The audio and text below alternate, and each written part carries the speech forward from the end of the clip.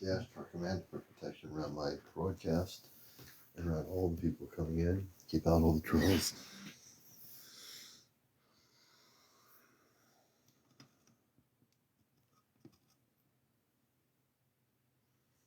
Good evening, everybody. Good evening, everybody. This is the late night #1 spiritual UFO talk show, Encounters. Welcome to the show, everybody. Good to see everybody out here. Wherever you may be, you're with me. That's right. Remember, wherever you may be tonight, you're with Encounters with the Commander. CmdrAleon, your host. I was on this morning on WESU-FM. Hey, Jenny Viola. Everybody coming in there. Chris Garrett. Everyone out there. America First. Everybody. Gary Haas. Good to see you, brother. And we're going to have another great show as always. As always, our show last night was excellent.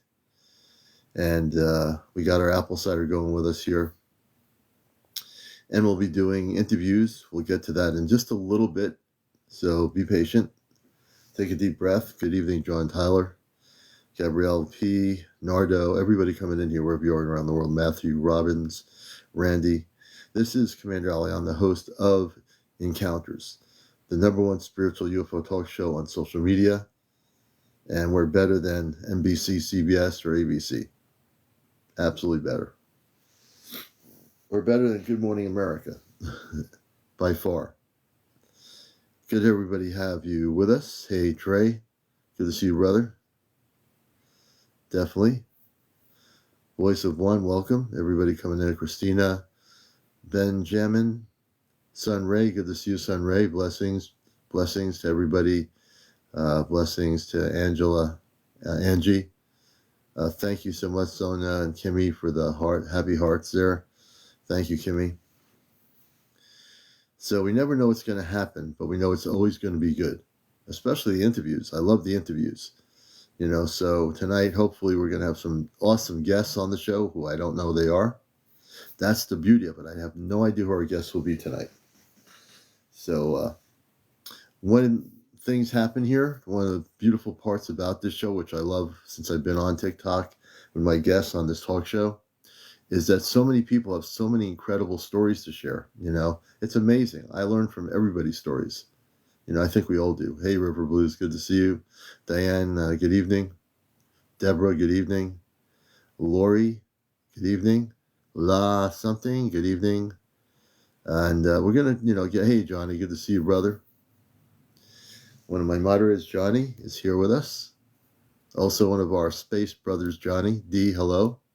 Johnny is one of our 5 that's going to go with the rest of us when we go on the ship in a couple of months. So it's good to see everybody coming in here.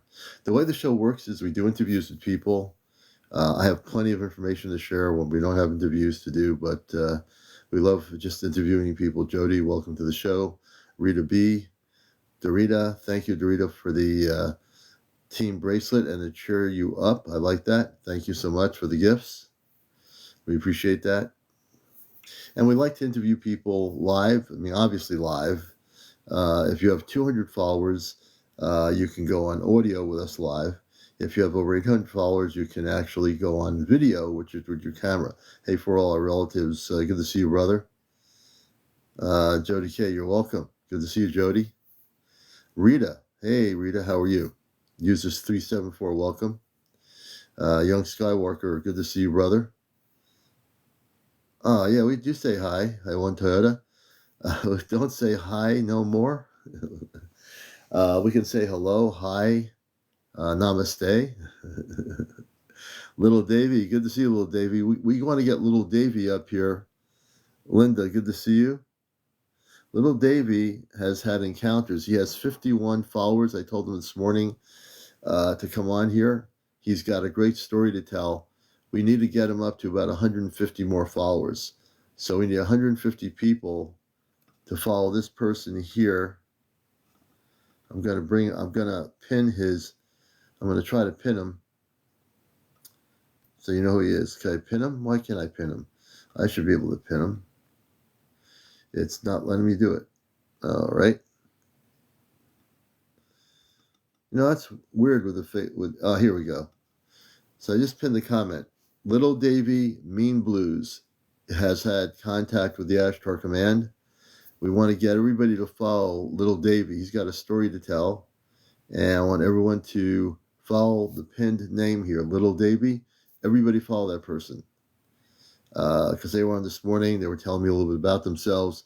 And I know they got a story to tell, without a question. Good to see you, One Toyota. Lily, good to see you. Hello. Half Pint, good to see you.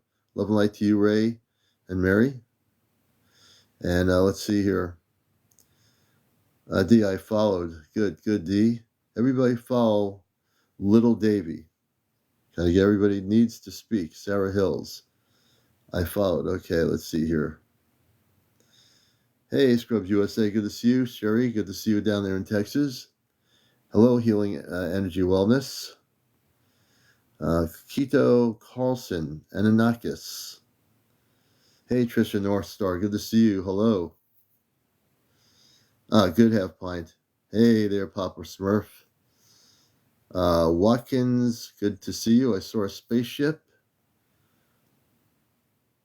Let's see here. Watkins, we'll bring you on tonight to talk about that. You have over 1,000 followers, so we will definitely do that. I want to see. Hey, Boston boy, good to see you. Blessings. Kay Smith, good to see you. James Pickett. And Sarah Hills wants to come on here. Sarah Hills, can you tell us a little bit about yourself, Sarah Hills? Hey, Papa Smurf, Sarah Hills. I know you're watching. I know you requested to come on live. Can you give me some background of who you are, like what your story is, and then we can see if you're coming on here with us on the show. Okay, here. And if you're wherever you are around the world, get comfortable, get a good seat, meditation pillow, couch, whatever you want to do. Sit down somewhere, relax, and enjoy the show. Gulf Coast, welcome, 835 Kista Who. Otis Henry, welcome to Encounter. Scott Alleman. Hey, Marinette, peace, love, and light to you as well. I have 200 followers now. The J. You do have 200 followers, the J. And the Jay, I think you mentioned something, a story you had. I talked to so many people. The Jay, can you give me some background about your story? Can I go on one of these days? Yes, tell me a little bit, the Jay, about your story. I know we talked to you a little bit, but I have so many people I've talked to. You have to just refresh my memory here. I'd love to see. Sarah Hill says, I'm done. Are you done, Sarah Hills? Why are you done? What was the story you had, Sarah Hills? Before you're done, let me know what the story was. We're acknowledging you that you wanted to go on live, but take me in or don't. Whoa, wait a minute. Chill out. What is your story? We'd love to talk to you, but you haven't told me anything at the moment. Just tell me, hey, like I've been in an encounter, I've had, been taken by space people, I've had UFO sightings. That's all. All you have to do is chill out. We love everybody. Just let us know what's going on. Hear me speak or not. Hear you speak or not, please tell me what you want to talk about first. I do that with everybody equally.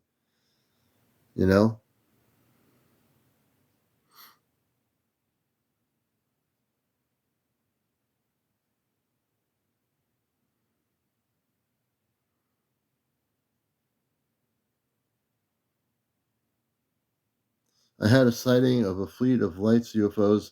I had an experience with Christ consciousness.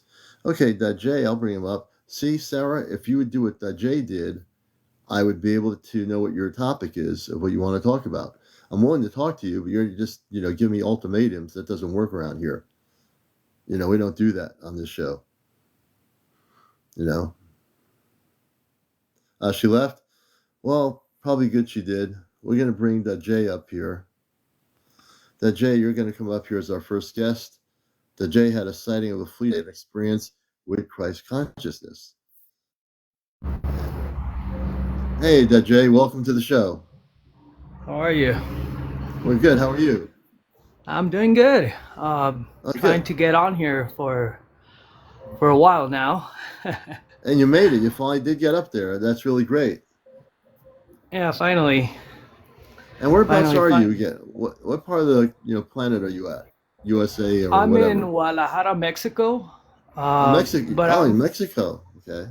yeah, but my experience was actually in the border with Arizona and Sonora, Oh, interesting. Okay, I'm Mexico-U.S. familiar border. with that. Yeah. So when did your things start happening with the UFO sightings? Well, I guess my first sighting was when I was a very young kid, and I had multiple sightings throughout the years, and then they stopped for maybe 15 years. And this sighting was back in June. It was a fleet of about 7 UFOs, and they just went above us, and then just kept spiraling and went out like in 45 degrees and just took off. Wow. I mean, basically the air and the atmosphere changed completely when I had like the sighting, right? Hmm. I I told a couple people, but I really didn't know. I mean, I didn't know what was about to happen. Now, how did the atmosphere? How did things? I think it's really interesting. You just said, as the sightings happened, something Yeah, happened. as I Something was changed. looking at these UFOs that were literally about maybe 50, 100 meters away from me, Hmm. just like the electricity, the magnetism of the atmosphere, it was just different. Like nothing I've ever felt before. Okay.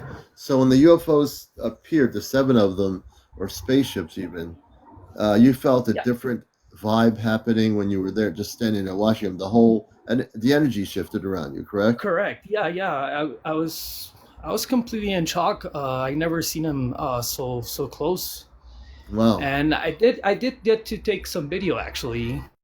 Really? Um, Very bad video. I Oh, always okay. complain about UFO videos, but once you're there and taking it, it's Right. kind of It's different. shaky. Yeah. Yeah. Thank you, River Blues. Thank you. So when you had that sighting, was that the beginning of something happening with you after that? Yes. So basically, the sighting happened, and then a week after, I was living with my girlfriend at the time. She left. So basically, I was kind of like down, a bit depressed because of the breakup. Hmm. And about 3 days after that, I'm coming back home, and I just sit down under a tree, and I'm kind of down, right? And I'm just like Hmm. sitting there contemplating, kind of like just being there. And then I hear the wind sound, kind of like Yeah. shh. And I had multiple spiritual experiences on the past, Hmm. and Okay. and I was able to denote that that same type of wind sound was happening when I had those other spiritual experiences. Hmm. And all of a sudden, I'm looking at the God rays. There's some clouds and there's some God rays going on, and I felt like a presence. And all of a sudden, I feel like something is hitting through my back. Something enters me like an energy, and Hmm. then I was kind of like in a trance, and I could my pineal gland. I could Hmm. see some kind of like gold energy just floating through there and making some kind of like flower of life kind of geometry, Oh, not interesting. specifically, but kind of like that. Yeah. And Kind I of like was in that. that state for about 5 minutes, and a lot of things made sense. Even at that minute, when that started happening, I understood that it was the Christos, what they call the Christos. And I'm not a religious person at all, Right. but at that moment, I understood like so many things made sense. It Yeah. was quite an And awakening. so when you had that happen to you, um, was there like I call it like Christ consciousness, like something like that happens. You had the seven spaceships that appeared for that Hmm. moment. Everything changed visually and energetically, and then after that occurred, you had a Christed connection to not a religious Correct. situation, but we call it from the Astral Command level. We call that Christ consciousness.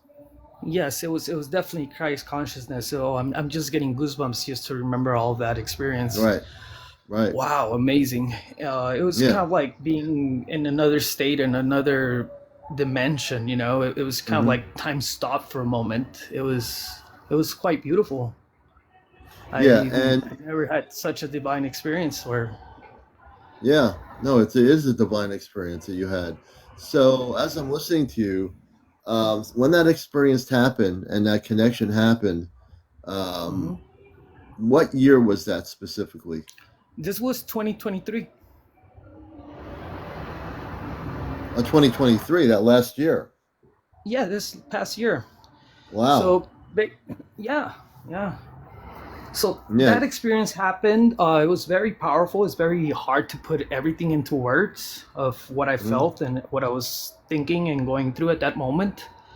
But the day after, actually, I was working on my computer, and I heard voices inside my head. It was one voice first, kind of like telepathic communication, and told me to go outside. So I did, and I was like, is this God? What is happening? Who is this? And I could hear that the voice was coming from behind some clouds that I was looking at. And they just like, through my questioning, they just started kind of like laughing, giggling Hmm. at my questions. And I felt some kind of trance where kind of like the Christ consciousness kind of thing, but kind of Yes. like lower. And I just went into a trance, saw a lot of colors, different kind of like visuals. Yeah. And I felt like this connection towards these two beings that were kind of like communicating telepathically to me. And then they Hmm. just left. I didn't get no answers or anything. So I was completely, I thought I was going crazy at that moment, to be honest. Now the two beings, can you explain what they looked like? Were they human like us? Can you explain? Thank you, They, whoever it was. I don't know how they look like because I did not see them.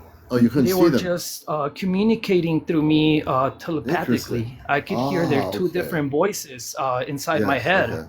and they Yeah. guided me to go towards the terrace, which is like a little terrace at my house Yeah. where Yeah. I could see to the Mexican-U.S. border. And there were some clouds with God rays again, and I Mm. knew that whoever was talking to me telepathically was within those clouds. And yeah, I mean, I So really the so thought the I cloud was. so the clouds Pardon? were there. The clouds were there. They were probably in a spaceship cloaked behind the clouds, and they Correct. were communicating with you in the ship. Did you get a sense of? I mean, you couldn't obviously. They were communicating telepathically. Did you ask them any questions about who they were or where they're from or any? Or did you have time to do any of that? I did, but as soon as, like I told you, like when I asked if this was God or what was happening, they kind of like giggled, and then all Yeah. my trance started happening, and I felt Yeah. like the connection towards whatever spaceship was behind the clouds. I knew there was something there, Yeah. and they just giggled, and they didn't give me no answers. They just gave me that kind of a trance, Yeah. and they left, and Hmm.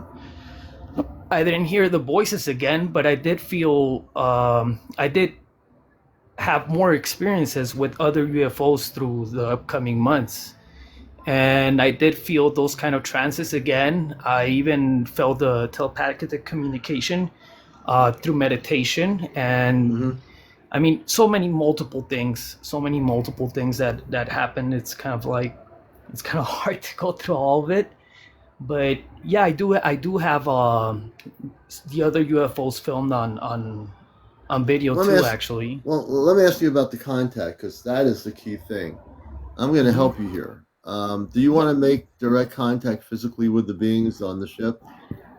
Oh, I would love to, and to get more answers, and I mean Hmm. to understand more. I mean, it's been kind of a confusing ride for me in a Hmm. way because I mean, all these things that happened made me think I was going crazy for a moment. But there's multiple other things that have happened that made me sure that I'm not going crazy. I mean, there's so many people that have had experiences kind of like mine. So let me focus on you for a minute because I think your story is beautiful, and I think that we can help you. I do believe, Superfly. Thank you for the lightning bolts. I do believe you're having contact with spiritual beings of light. Obviously, I can tell just by the story, without a question. I think that the giggling, was that coming from uh, male or females? It was males. It was Males. males. Okay. Yeah, All right. they sounded like male. Okay, I would tell you without any hesitation that the beings that you're communicating with are definitely human. They're not like a monster or looking things or whatever. They are definitely from a very peaceful planetary system. I don't know where they're from specifically, but as I close my eyes and read the energy from your story, I would say they're waiting for you to contact them again. They were gradually trying to make communications with you telepathically as a first step to direct Correct. contact, which was and they're being very, the word I have is they're trying to let you know that they're not just going to pop in and scare you or anything. They want you to know that the sightings of the ships were the first thing. The telepathic Mhm. communications which you're having with them is the second key thing, because that's, oh, thank you, Karen. That's the way in which you can have a relationship with them through through telepathy. It's a beautiful way of, because that's how they operate. They can speak, but telepathy is the way they communicate conscious to consciousness. So Correct. I do believe if you meditate, and I believe you do, you need to focus on them. You need to call them out in your consciousness. In maybe before you go to sleep, do a 30-minute meditation per night. I think you will have, and just let them know. Thank you for letting me know you exist and that I'm connected with you. I'm ready to make physical contact with you, and ask them in telepathy when you feel their energy. Say these things. Say, look, I know we've been having this telepathic communications, but I really want to meet you here. Is there a safe place we can meet where they can land a ship or come and visit you where you are? You ask these questions of them. If you ask them these questions, you'll get answers because you do have a relationship with them. You understand that, right? Yeah, I do understand. I do have a relationship with them. Yes, you do. I still do not know who they are exactly, but I know there's a certain connection. I Hmm. I feel it from within for sure. Right. So now that you feel that connection within, just leap out and jump, go for it. Don't hesitate. See, what you're doing is there's something going on, but your mind is saying maybe I should slow it down a bit. Don't slow it down. Go for it. Okay. If they were negative beings, I would tell you cut off the communications. But these are spiritual beings of light, and I would say just go for it. And in the meditation, go for it. And your telepathy with them, when you feel their presence, say, "I know we've been communicating this way for a while." And how long have you been in telepathic communications with them? Since June. I think Since it was the June of 21st of June when that happened. last year, correct? Yeah, last year. Okay, now it's time to have physical contact if they're willing to do it. I mean, you can't force it, but you could definitely request it. You have a relationship, and they're waiting for you to make the next step. Their step was to introduce themselves to you. Now, your step is to say, I am willing to make the contact. I'm willing to step out of my safe zone." And you can tell them, "I'm a Christed being of light," which is what I always tell people who are having direct contact, that I'm a Christed being of light. I am so happy to communicate with you. Can we now meet? Can we now communicate directly with each other? Can you possibly land your ship in a safe area where I should be going? Or, is there a way we can physically manifest to communicate? That's what you need to ask them. You have every right to ask them where they're from, what planetary system. Ask all those very specific questions. Don't even hesitate. I will whenever I get the chance to have Yeah. another telepathic communication. I'll definitely try Well, you to don't make even, you the don't correct you don't questions. You don't have to wait for Pardon? the telepath. You don't have to wait for the telepathic communications from them. You can you can instigate that yourself. You can start the communications. Don't wait for it. Okay. Don't wait for Okay. them to come back to you. You start the communications in your mind with them. They're already there. They're just waiting to hear from you. That's it. That's all they need to do is hear from you. Mind to mind communications. You know what I mean? Yes, I understand. Yeah, it definitely, believe it or not, it will manifest into a reality.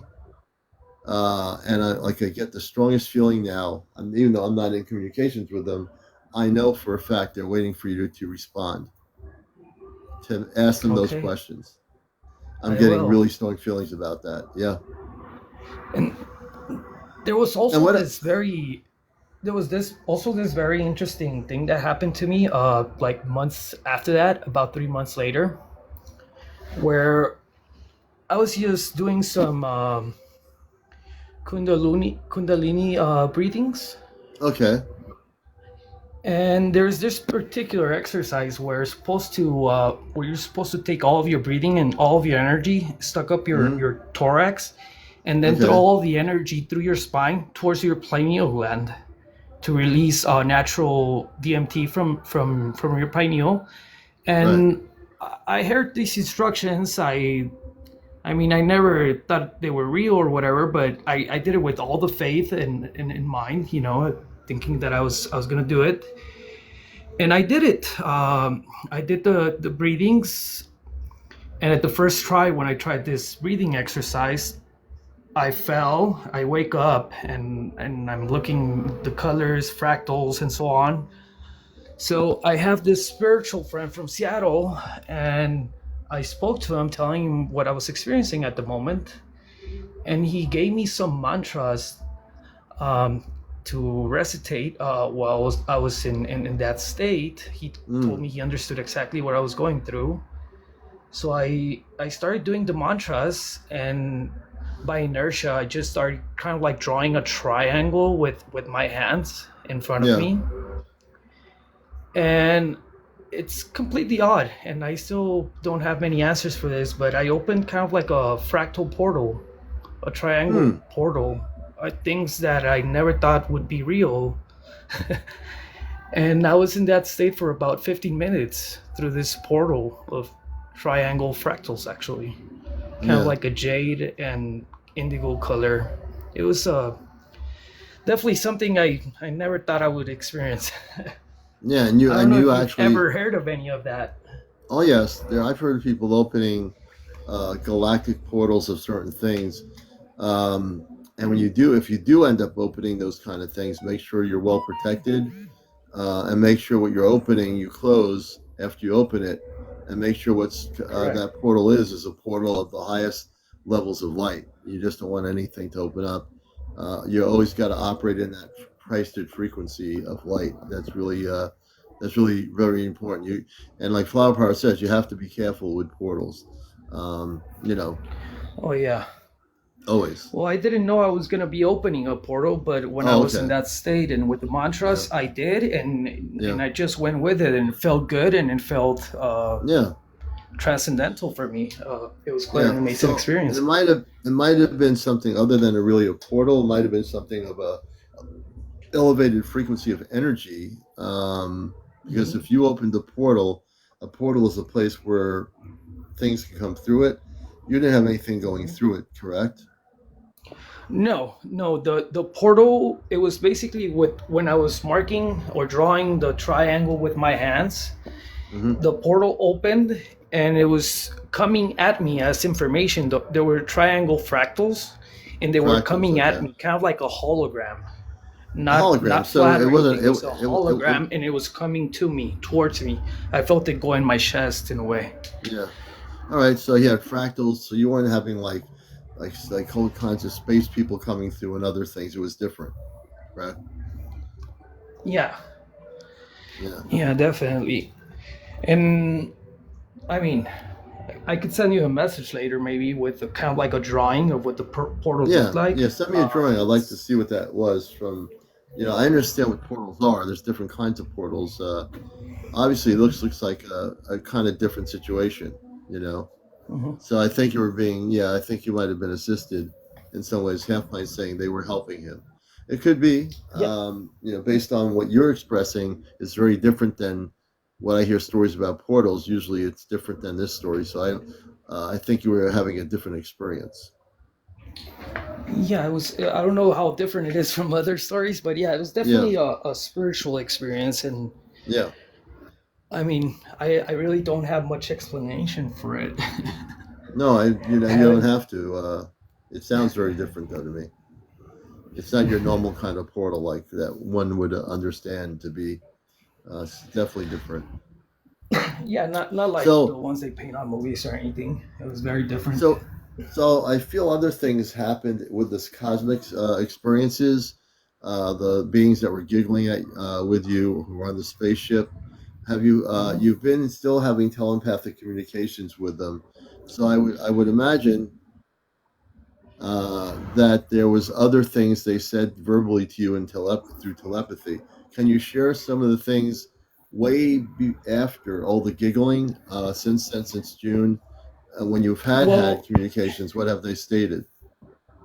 I didn't get any statements after the giggling, per Hmm. se, like words. It Hmm. was more like a blast of information in a way. Also, kind of like they communicated to me in a way of like geometry, but it was not words. It was not Yeah, words at all. it was all in basically images that they were trying to show you things that you would understand by Yes, images. Correct? Okay. exactly. It was definitely information. Interesting. Interesting. All right, the Jay. Well, and is there anything else you'd like to share with our audience on encounters? Oh well, I don't know right now. Well, you've shared quite a But bit. Well, you do know, but I would like to get all my stories like together, so maybe I could come in at some other time and I'll share more of the story and yeah, more of the you things might that want to make have a, happened and because you might want to make a video of the portal. If you can make a video drawing and put it on video, that would be a good thing too. Maybe if you want to do that, it's up to you, or just draw a picture of it or something. yeah, or I could show you with the movements I was making and explain it to you. Yeah, Maybe. that'd be kind of Yeah, cool. definitely. All right, Yeah, everybody. I want to and I'll thank you, also Jay, make for. some drawings of what I experienced when I had the Christ consciousness Yeah, that's the big thing experience. there, the Christ consciousness. The other thing is Yeah, it was. definitely do the meditations and ask the space people that you were communicating with that you're ready to communicate with them and that you're a Christed being of light, and always put that protection around you whenever you're doing anything. But since June, and that's since that period of communications, the way they're communicating with visual images, tell them that you would like to make contact and just ask them a few questions: where they're from, are they Christed beings of light? You can ask them all these questions directly and wait for an answer too. Okay, I will, and I will try to make contact as soon as I can. I will definitely try to tap into that whenever I'm in meditation. Thank you, Karen. Yeah, and let us know down the road if something happens where you are making contact with, physically with them. Give us an update. Let us Mhm. know. You're always welcome back. All right, Commander. Well, it's nice talking to you, and thank you for listening. And it was great Oh, to hear oh my gosh. your perspective on it. Oh, and well, I couldn't have a perspective if it wasn't for you being a guest. So I appreciate you very much for being here. Everyone, give a clap for the J. We want to get up to 100,000 likes by 1 o'clock, 1 a.m. this morning. So everybody tap on my picture. That will increase the amount of likes, and we're at 19.3 right now. So everyone tap on my picture. That will increase the likes. I want to thank the Jay for being here. Angie, thank you for subscribing for the first time. We appreciate you, Angie. Thank you so much. Um, and again, thank you, Jay. All Everybody, right, we're my name gonna. is Daniel, by the way. Oh, Daniel. Okay, so that's good, All right. Daniel. And so when I Yeah. post Well, this on my YouTube channel, I'll say interview Daniel. all right. Well, thank you for listening, and love to all of you, and have a great night. All right, you've been a great guest. We appreciate you very much, and we'll keep in All touch when right. you have contact directly with the space people again. And I want to thank Daniel, for being on here. This is Encounters, the late night spiritual UFO talk show. I'm your host, and this is a talk show, believe it or not. We're not your normal TikTok thing where people are debating each other, hitting each other over the head with disco balls or baseball bats or whatever they're doing. We do a talk show on radio for 21 years. I was on this morning, and we are that's every Sunday, 11:30 to 1. I'm a contactee myself from the 1960s. I had contact with space people in a flying saucer, and also I've had numerous spaceship sightings. What people would call UFOs, I call spaceships that are non-terrestrial. Want to thank you for the heart puff that I've had for years, and I'm also co-coordinator here in the United States for the Astro Command Contact Group, and also I do workshops where I take people off planet to the Golden Ship of Light, which does exist way beyond our planetary system of Earth. So I do a number of things here. I'm also able to, as of whenever it started happening, when I hear people's stories, I can read what's happening into the stories and help them depending what the story is. Derailed Productions, welcome to our show. Central Life, I've told stars to move and they did. Interesting, Central Life. LS, welcome to the show. Mama Loop 1111. Haha, that's a good name. D Love, welcome to the show. Balfour Liver Pro or something. Antonio, all the people coming in here, welcome to our show. Good to have you all with us here on Encounters. Geraldine, we're doing good. Hope you're doing well. Good to have you with us. IBDJ, thank you. To increase one's chances of being contacted. IBDJ, let me see here. Are you asking how to increase your chances of being contacted, IBDJ? Elizabeth Ray, welcome. I've only had one vision. I was a kid. I saw giant cruise liner ships in the sky like spacecraft. Oh, wait a minute. Elizabeth, we'd like to have you on to talk about that. Elizabeth says, I've only ever had one vision. I was a kid. I saw a giant cruiser liner ships in the sky like spacecraft. They probably were spaceships. I want to hear her story. Let's see if we can get her on here. Elizabeth, if you want to come on here on audio, you can. You have over 300 followers. You can share your story with us. We'd love to hear it. And I just sent you a request to join us. Let me see if I can get that request to her. So if you see something popping up to come on the show, just press it, accept it, or go to the multi-guest icon at the bottom, press that, and we'll bring you on here on the show. Hey, Pete Star, good to see you. Hey, April. Hey, sister. Good to see everybody. Hey, Jackie F. Everybody coming in here. You think, I'd love to tell you, but I'm heading out soon. I'm from New Zealand. So how many minutes do you have, Elizabeth? Can we get you on for like 2 minutes? And Geraldine says, I want to learn more. I've never experienced anything you're experiencing. Geraldine, I'm glad you're here. You'll learn a lot on the show. My memory AG at the time of vision was wiped. But you do remember it looking like cruise ships. Blondie, I think Blonde and Chatty. I witnessed the Phoenix Lights in 77. It was a giant spaceship. Definitely not flares. Let's see if we can bring Blondie. Let's see if you would like to come on here. We're going to try. I pick people based on the stories I hear. So we'll see if Blondie will. Oh, Blondie's coming on the show. And we're happy to have Blondie in the Phoenix area of Arizona in the U.S. with us. Well, hi. Thanks for having me on.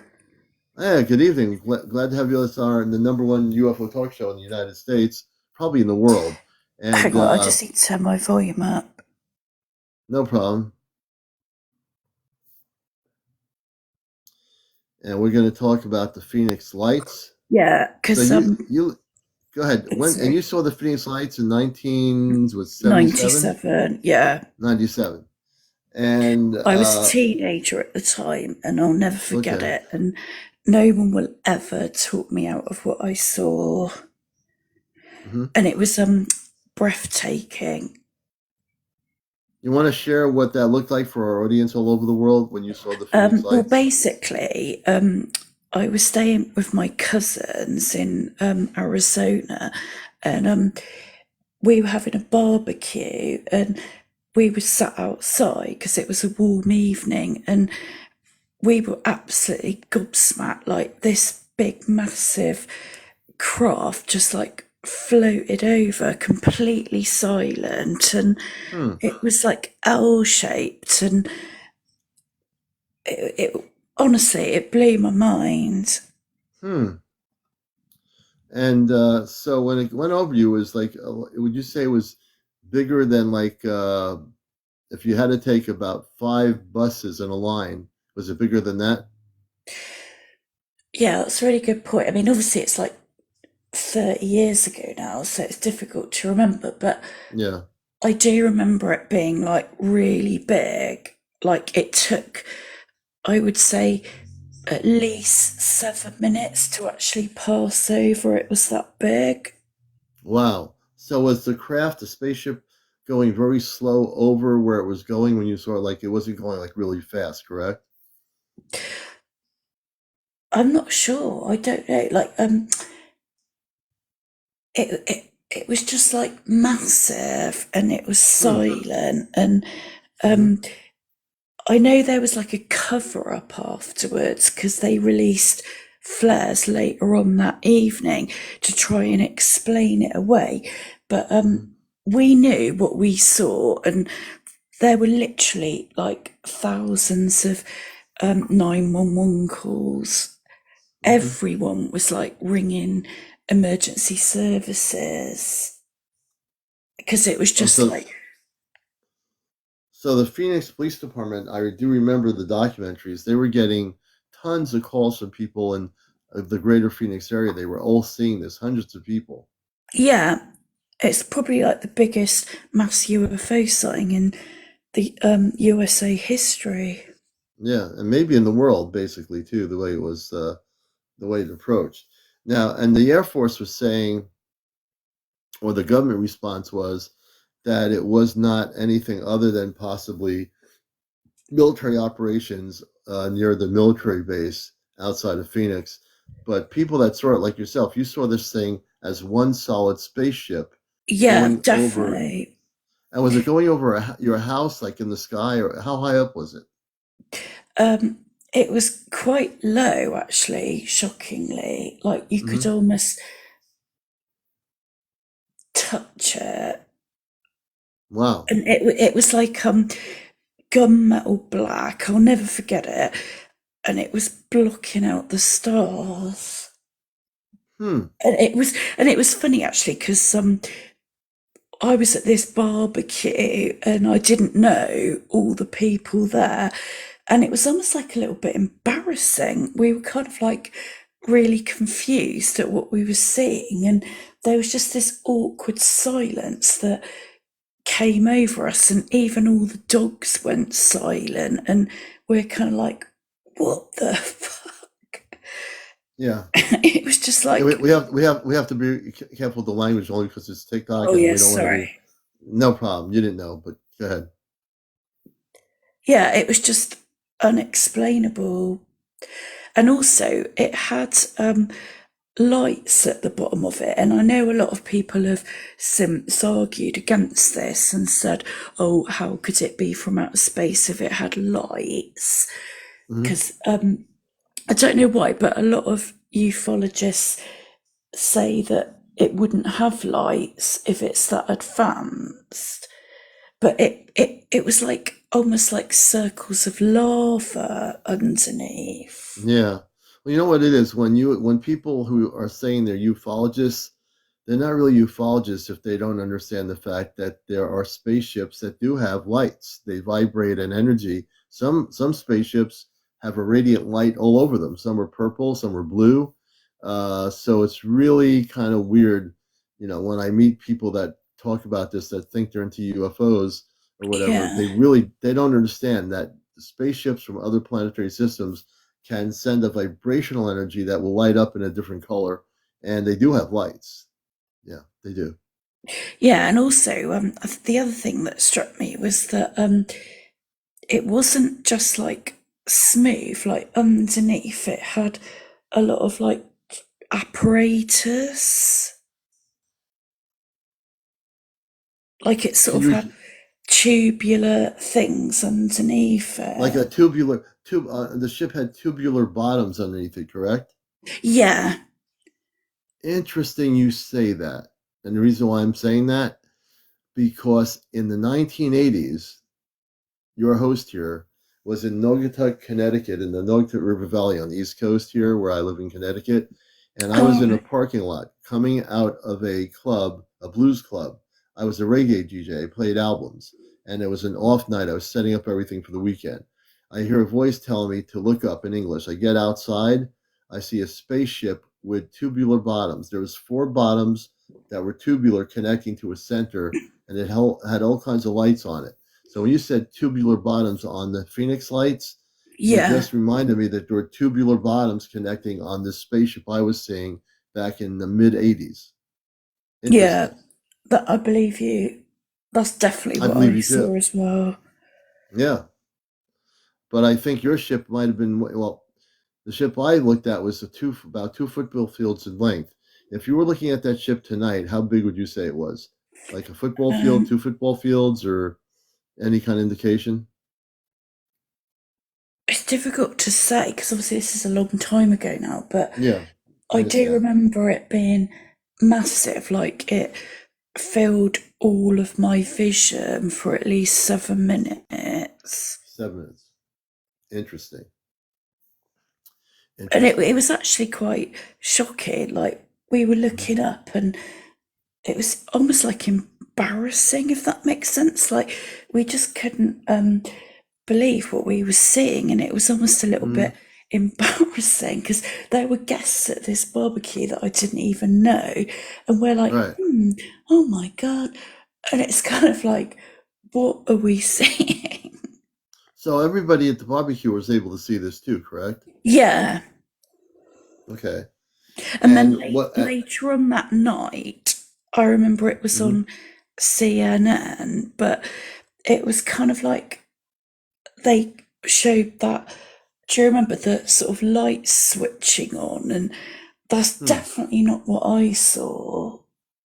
It Hmm. was almost like that was a cover up. Yeah. Yeah. Well, the government at the time, your governor of the state lied and said that they had a person come out with a mask on looking like an extraterrestrial in press conference. When this governor retired, I don't remember his name, of the state of Arizona, he publicly stated that he actually really did see it and it Yeah, was no, I real. remember that because But when he was he in did that. office, he didn't say anything. Yeah, he did that embarrassing press conference where he had Right, like a dressed up alien come on and all this and right, really debunked it and laughed at everyone. And then later on, he admitted that he saw it himself. right. So he basically was caught in a lie, contradicted himself, was trying to make fun of thousands of people in Arizona, and yet he actually did see the same thing, and he didn't even know what it was. Yeah, Yeah, but I suppose absolutely. back in the day, because obviously I'm in the UK now, but I used to live in the USA. Um, Okay. I remember back in the day, it was almost like you'd be ridiculed if you said you'd seen something like that. But now I think it's becoming more common, isn't it? Well, yeah, that's because the government was just still lying to the public after 70 years of cover up, even with the Ministry of Defense in England and the Pentagon. They've been very limited to tell the people the truth regarding what's going on. So, yeah, it's become Yeah, more accept. I mean, the fact that I'm doing a show here and I've been on radio for 21 years in the United States, it shows that people are much more ready to listen to this information. Many more people are having contacts and visitations actually with physical space people. Many people are having sightings all over the world. That's increasing every day. So yeah, it's more acceptable. Absolutely correct. Yeah, and it's interesting, isn't it? Because they're even like declassifying it now. They're calling it UAPs, aren't they? Now, rather than UFOs. What's Yeah, it but the called? whole thing with UAPs. What's it called? yeah, I Unidentified mean, area phenomenon. yeah, and the thing is, whatever they call it, it's still the same thing. Yeah, Extraterrestrial spacecraft that are coming either from within the Earth in our oceans or coming from other planets to our Earth. So it's kind of funny when they want to rechange the name. You know, it was called flying saucers in the 1940s. They said Roswell flying saucer crashed at Braswell's farm, which is an historical story. They went from flying saucers to UFOs, and now only recently in the last few years, now they call these things UAPs. It really doesn't matter what they call them because in the end of the day, they are many of them are non-terrestrial spaceships from other worlds or coming from the inner Earth. You know what I yeah. mean? What is your opinion, just out of interest, on the Disclosure Project? You're talking about Dr. Stephen Greer? Yeah, but this has Okay, I been met going on Doc. for a long time. Like, I remember I first heard of the Disclosure Project in the 90s, Hmm. where all Yeah. these people were coming forwards and trying to sort of like back each other up and everything. Well, I know that Dr. Greer's been heading a lot. I mean, I interviewed Dr. Stephen Greer in 1990s in New Hampshire at a New Hampshire MUFON, Mutual UFO Network conference with my TV show. I had the Oh, Intergalactic TV wow. network. And he was just starting out. He wasn't well known. And when I interviewed him, I thought he was onto something in terms of what he was going to do. I never knew he was going to become as well known as he was, but God, that's incredible. You actually interviewed him. I interviewed him on VHS Wow. tape back in the early 90s up in New Hampshire. Yes, yep. I met him. He's a, I at this point I'm more interested in the people I talk to here on my show. All I'm more right. interested in the people than Dr. Greer because the people here are having direct contact with space people. I've had numerous interviews with people here who've had they've had contact with plasma beings, light beings, all kinds of different types of beings have physically contacted my guests, many of them over since last year when I first came on TikTok. God, Yeah, and Dr. And have you had any like sort of like alien experiences? well, there really aren't any aliens. That's an Earth-based media thing. There are Oh, no. extraterrestrial intelligences. So yes, when I was a kid in the '60s, I went up to my brother's room, and in a cul-de-sac where we lived in a suburban neighborhood at night, a spaceship was there, a flying saucer was there, and there were men, women, and children in light blue space outfits that were human, and they were very telepathic. And the one thing they said to me, I was almost memorized from just looking at them. God. They said that you are part of our family. You are not from Earth. And then I went downstairs excited to get my brother and my mother and father up. And I said, I got to show you something. They come upstairs. They never came upstairs. I went back, opened the thing, the blinds, the window, the spaceship was still there. And I saw the people through the window of their spaceship looking at me. And they said, we love you. And in so many ways, they said, what they said. And I never forgot that experience with the space people since I had grown up, from being a kid to where I am now. I'll never forget that experience. I know every detail of the spaceship, what they look like. You don't forget those things. And so that's the one visual encounter. If I've had any other encounters, I don't remember because if So, it would did have to you be. feel calm? Did you Oh, feel absolutely. calm, or I did you felt feel scared? no scared. I felt an immense energy of love, nothing but love. I felt so much love from them. It was just incredible. I felt peace and love. Like I knew Wow. that I was connected with them. It was like they were just like checking up on me, and they just wanted me to know that I wasn't from here. God, I that's felt incredible. immense love. There was no fear whatsoever. I had nothing to fear. It was all And we love. know that there's been quite a lot of extraterrestrial contact with regards to things like nuclear stuff. Oh yeah. Well, They've the Astral interrupted like Command. nuclear things because they don't agree with Yes. it. Yeah. Yes, the Astro Command, which I work with, because I'm not from here, I'm actually from Mars. I've come from Mars as one of my planets. I do remember a planet of 10 to 15 million inhabitants. That's the planet I come from. I work with a group called the Ashtar Galactic Command or Astro Command, which are the highest levels. It's sort of like the United Nations of Planetary Worlds of Peace. So it represents the highest levels of light. So when you think about who shut down all the nuclear power plants in the Cold War, it was the Ashtar Command spaceships that shut them down. That's why the planet Earth is still here. Just out of interest, what do you think about the different alien races? Because there's quite a few different ones, isn't there? Like there's like the reptilians, the greys, I can't remember what they're called, but the really tall ones. Is that all accurate, or is some of that made up sort of thing? Can you repeat that comment? I didn't quite catch that. Sorry, I was just saying there are different alien races, aren't there? So what is your opinion on that, and who have you interacted with? Because there's basically like the greys and the reptilians and those really tall ones.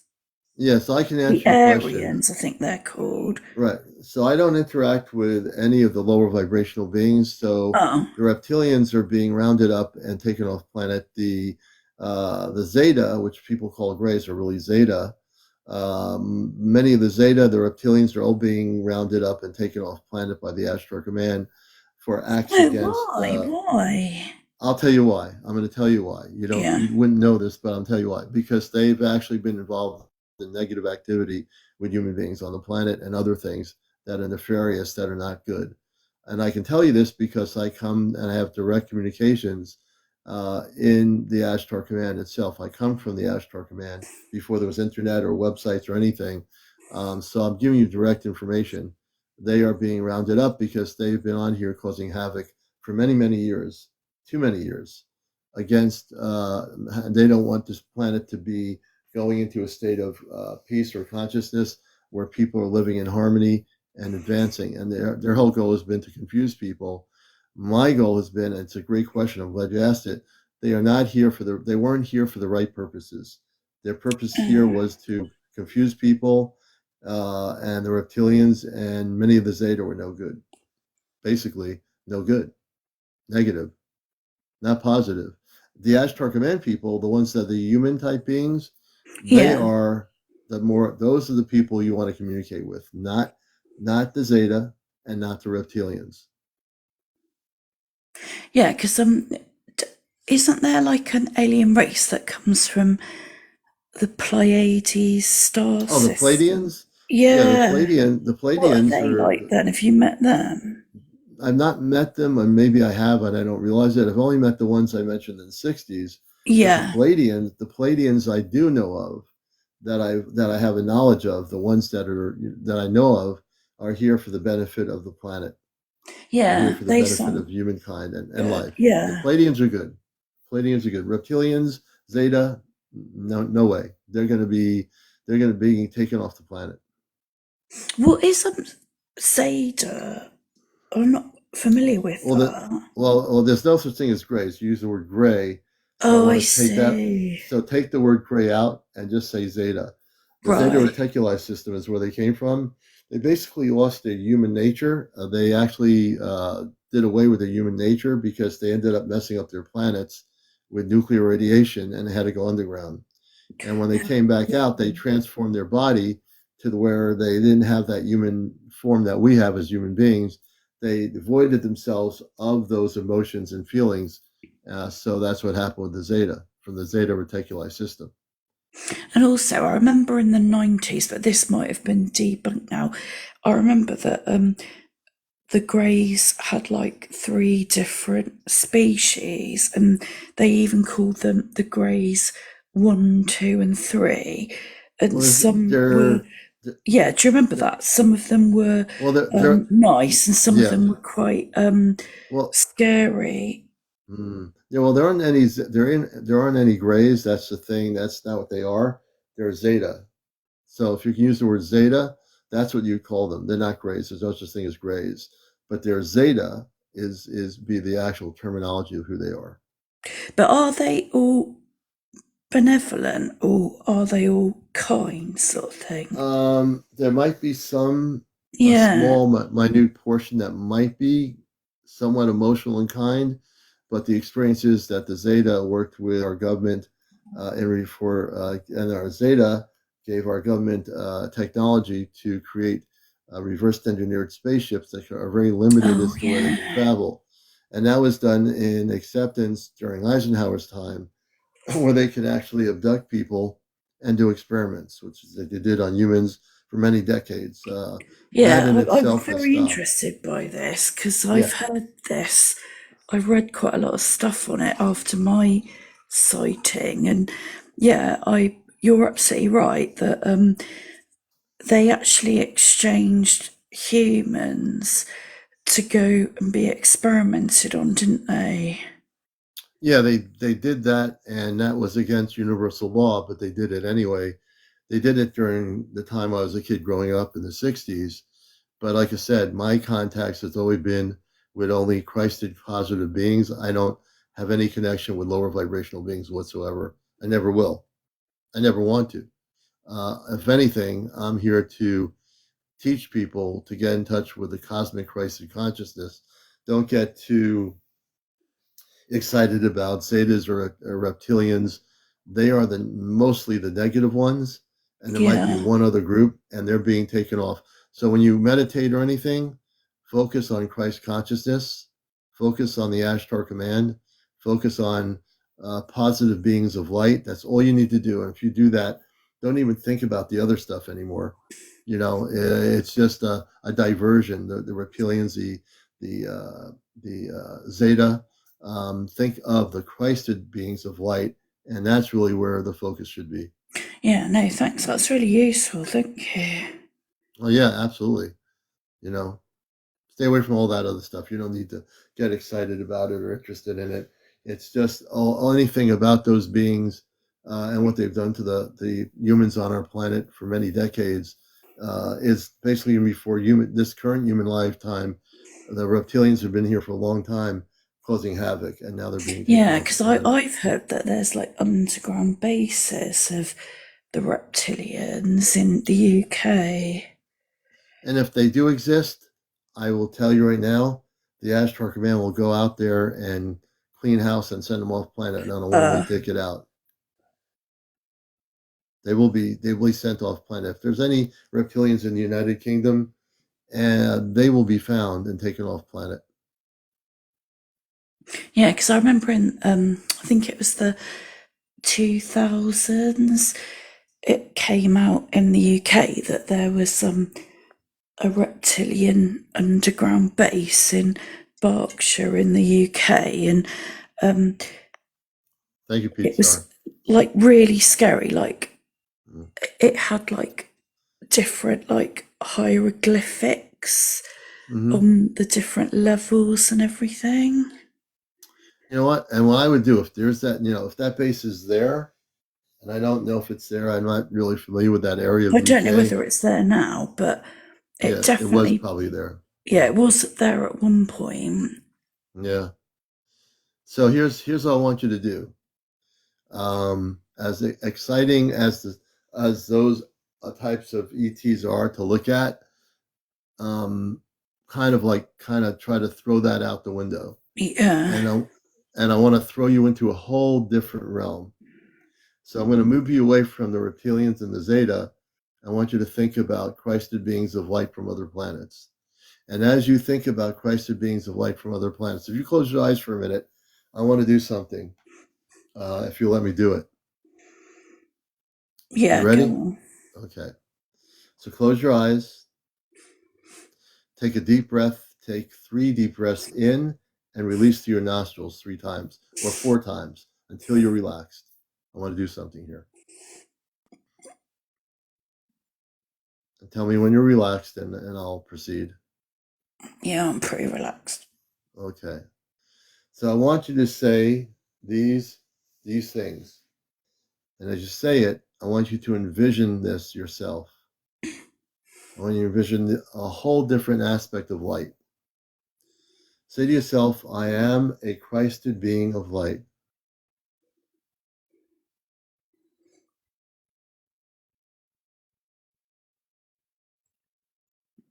Do I need to say that? Because I you're going to am say that, it's going to being of change. light. Right. So you're going to say this. I am I am a Christed. Christed being of light. There you go. Say it again. I am a Christed being of light. And now say it with a lot of vigor. I am a Christed being of light. There you go. You got it. You got it. The reason why I did that to you is for one reason. How do you feel right now? Sort of really euphoric. Yeah. Yeah, I've just opened my eyes and it's like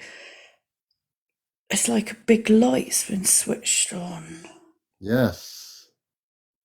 What I just did to you right now, I didn't do anything really other than transformed your energy from your focus so much on that to now you're focused on a whole different energy. Yeah. What I just did to you is changed and switched your energy.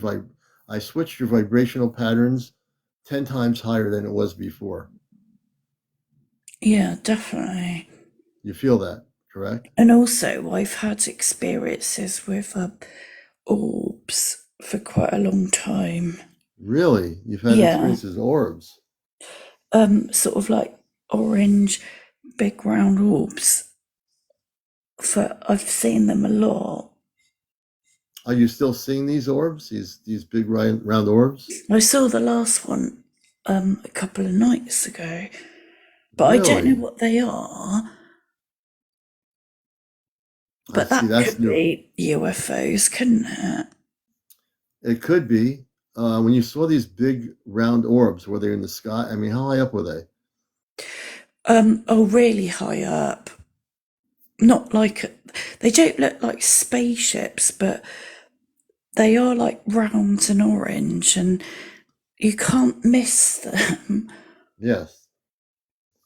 Yeah, I'd have to tune into the energy of what you just mentioned. Yeah. It's definitely interesting. Obviously, I think I'm very open to this phenomenon. Mm-hmm. Well, now you just shared that story, which I didn't know existed, and I appreciate that. What did you feel when you were seeing these orbs? How do you feel? I suppose I felt a little bit frightened because I didn't really know what it was. But I can't, it's really difficult. I can't not see them. Mm-hmm. Like sometimes I have to like kid myself that they're not there and I have to sort of look away. Mm-hmm. Like if I see them through the window, I have to sort of look away. Mm-hmm. But I don't think they're going to do me any harm, are they? Well, they haven't done you harm yet, have they? No. They're not there to do you any harm. I'm really tuning into that now.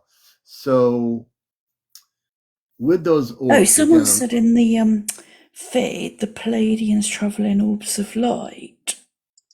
Yes, that's Pete Star TV. He's a friend of mine in Ireland. And they could. The other thing is that what I'd like you to do, now that you shared something that I didn't know about you, is these orange orbs. Yeah. I believe there's an intelligence behind them. I'm getting, like, as I'm tuning into what you just said, definitely these orbs have an intelligence. I think what you need to do, it's up to you, is now that we've switched your energy with the Christ of being of light energy, when you see these orbs again, if you're seeing them regularly, let me ask you a question. The first time you saw these orange orbs, you had to look away, you were afraid. How many times have you seen these orbs? Hang on. 1, 2, 3, 4, maybe like 6 or 7 times. And when's the last time you saw the orb? A couple of nights ago. Okay, so you've seen him 6 or 7 times. On the sixth or But, seventh but time, very spread over a long period of time. right, right. So since the first time, are you still afraid when you see them, or you're not afraid anymore? I think I am still a bit afraid, if I'm Okay. honest. Yeah, Because I because feel like I don't want to sort of accept what I'm seeing. see, that's different. Oh, Your human mind doesn't want to accept what you're saying. Your inner spirit will accept it right off the bat. I want you to do a test with yourself. The next time you see these orange orbs, I want you to tell your mind, stop. Say to your okay. mind, do not tell me to be afraid. Tell your mind to Yeah. stop. Because the mind is the worst enemy of the spirit. It will always try to tell you, look away, don't do this, don't do that. It's not always very helpful in this situation. What you need to do when you see it again, when your mind says, turn away, don't listen to it, you need to face it straight out and look at the Yeah. orb, and you need to say to yourself, I am a Christed being of light. Okay. I am Yeah. Heather. Good to see you. I am a Christed being of light, and I want to know more about who you are. And you can find that out by asking. You can do it quietly. You don't have to say it verbally. Telepathically communicate with the orb and say, I'm a Yeah. Christed being of light. You're this orange, beautiful orb that you are. Can you tell us where you're from, who you are, where you are? What, ask questions.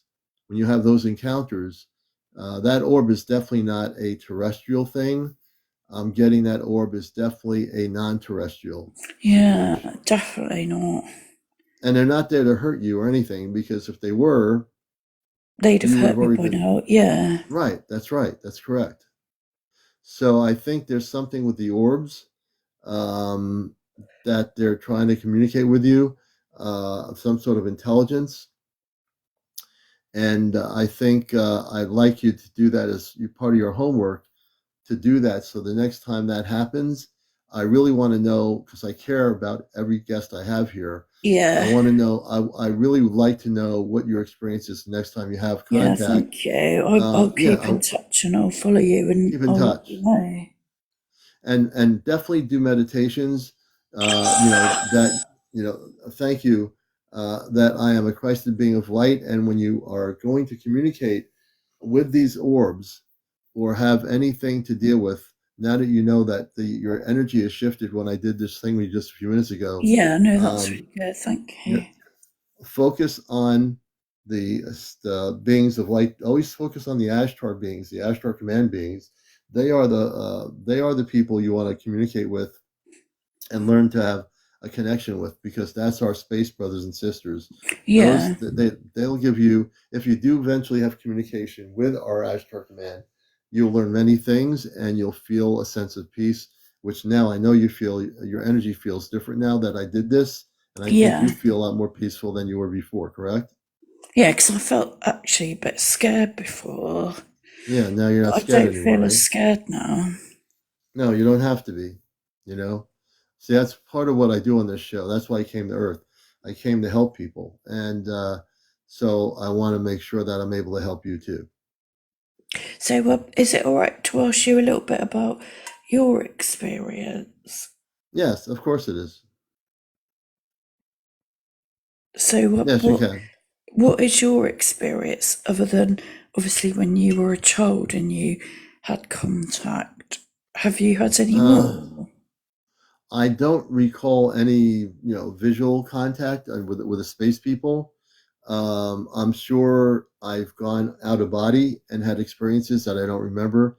When I came here on Earth, one of the things I was told is that I probably would not remember going on a ship or something. So if I did, I was gathering that I would not want to come back and finish the mission here that I was here to do in this human form. So I completely, for a while, I said, well, maybe, but I don't have not had any visual experiences that I can remember, unless it's happened when I go off planet at my sleeping state or through meditation. I have no real memories of anything, But did which is you kind say of that weird. you're from Mars originally? Yes, I'm from Mars. I do have a complete memory of Mars, the planet, and there are people living on Mars, 10 to 15 million, inhabitants, men, women, children, very spiritual people that live on Mars. And the inner part How of do Mars, they like live on there though? Because it's such a dusty environment and it's so close to the sun. Like they're in danger of skin cancer and stuff. Like, is it just have they got like a none of that happens. There's no skin cancer. oh Mars is actually further away. Mars is the next planet outside beyond Earth. We're closer to the sun than they are. So Mars is a very beautiful planet. All the information you've heard about the planet Mars is totally lied by NASA I and other space see. agencies, astronomers, for the government, and anything that's government related about Mars. If they're saying that Mars is not a livable planet, they're lying to you. See what I mean? It's just we're being lied to. That's exactly correct. So I'm glad you asked me. I know everything about Mars. Mars has a tubular transport system inside the planet, similar to what you Oh call a subway wow. system. It's very advanced. It's way different than, let's say, the London Underground or the New York subway system in the United States. They are very advanced. They have advanced structures. They grow food. They're vegetarians. They grow food. They have waterways underneath the planet. Everything's reversed. They have water within the planet versus on the Earth, you have your oceans and seas and rivers above the planet. They have a polar Oh, cap on Mars that has been taken pictures over the years. But why would they lie about Mars, Bo? The reason why they lie about Mars is because they don't want you to know that there are people that live on other planets in our solar system. Simple as that. NASA, the biggest liars in the world. All the yeah, space I've heard agencies are big this. liars. And, But so on but this it's a good show, point though, isn't it? Like Bo was just said in the live stream, why would they lie? Like because that's what why they are they do. lying to us? Just like they lied for 70 years about the existence of life on other planets in the Pentagon, Ministry of Defense, just how they lied for 70 years about UFOs. People need to kind of wake up and realize not to be accepting the feed, the sandwiches or whatever, the food that NASA gives you on their, whatever they say, and we're going to go to the moon and we're going to do this and we're going to do that and we're hoping to find life somewhere. It's all a But lie. the thing that really gets me, and it blows my mind, I just can't understand why they lie. Like, wouldn't this just be an amazing scientific discovery? Right. Why So, for do they example, think we like can't cope with it or something? well, that the thing is, if they told you the truth about the planet I came from, Mars, that there were people living on it that were highly advanced, very spiritual people, all the structures on Earth would fall apart. All religions would fall apart. All social structures would fall apart. All the institutions, all the power, all the military, and everything around the world would fall apart because once that is stated that there are people living that are more advanced than on Earth, living on planet Mars, our whole society would not function. It would not function. Don't you think You know, that's really sad though, that we're so arrogant? We think we're the only people in the bloody solar system, and I wouldn't think that everything would fall apart. when I say fall apart, it actually would have to fall apart because in order to, after the truth is told, I'm not saying fall apart like there'd be anarchy. Yeah. All the structures. Let me be very specific. All the people in power, from the Vatican to whatever, wherever it is, those things would fall apart, which would need to fall apart because all those things, all those structures are based on lies and misinformation and deception of the human race. That's why they would fall apart. I'll be very clear Oh, about this. I know what I'm talking about. These structures are here to control people on this planet. If the truth comes out about the fact that there are people coming from other worlds visiting Earth, which have been happening for billions of years, there have been many civilizations coming here, but the people in this current human history on Earth have been lied to. Now, if you don't believe you've been lied to, you need to wake up because you've been lied but the to thing is, for we've at been least lied 7 to years. about loads of stuff, haven't we? Like God, religion. Everything. But this is the biggest Yeah. lie. The biggest lie of all lies is that there's no life in our solar system and that we're looking for it. That's a big lie. There's life on every single planet in our solar system, and there's intelligent life in our solar system. And they don't want you to think that there is, like, we're not the most advanced civilization in our solar No. system, but we've been taught to believe that there's no other life form out there more intelligent than us. If you believe that, that is a lie, But because their it's funny, isn't it? intelligence is Because at a like waste. you only have to look with a telescope at the amount of stars in the universe, and they've all got planets like orbiting them, haven't they? Right, So how ridiculous that we think we're alone when there's like massive other solar right. systems. Absolutely right. This person saying, Soul Hunter says, does your claim about Mars not demand some kind of evidence? No, it doesn't. I don't have to prove anything. I'm sharing information because I have memory. I came to Earth with full activated memory from Mars. I know everything about Mars. I don't have to read a book. I don't have to watch NASA tell me about Mars. I don't have to go to some astronomer or somebody who's in astrophysics. I don't have to go to any of those people. I don't read any websites. I don't read anybody's opinions on Yeah, because it's websites. lived experience. I get all my experiences direct from my experience from Mars. When you come from a Yeah. planet, you don't go to somebody else and say, "Tell me about the planet Mars, will you?" I don't need to ask anybody about Mars. I know everything about Mars. That's where I come from. Why would I ask anybody? I'm not Well, I going to try suppose to the prove only any. thing I would question, though, if you don't mind, and I'm not being Yeah, go ahead. No, I'm glad rude, you're asking me it's questions. No, you're just being great. it is quite a difficult landscape to live on. Not really. It's the perception of what you've been told by NASA. That's where the lies come in. The people on Mars can go on the surface of Mars whenever they want. There are portions of Mars that have vegetation. There are some buildings on certain portions of Mars that you don't see.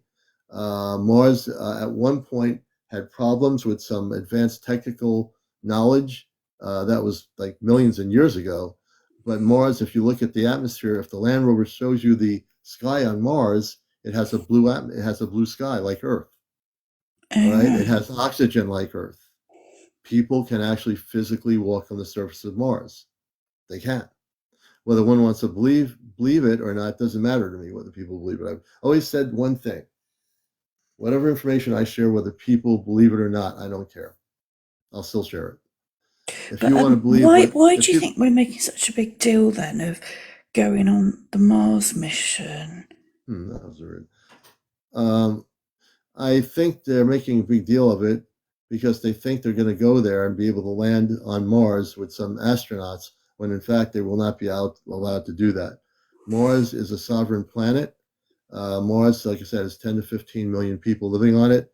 The Martian population will now not allow any Earth based government to go to Mars and do what they did to their own planet, which is Earth, which is basically mess up this planet.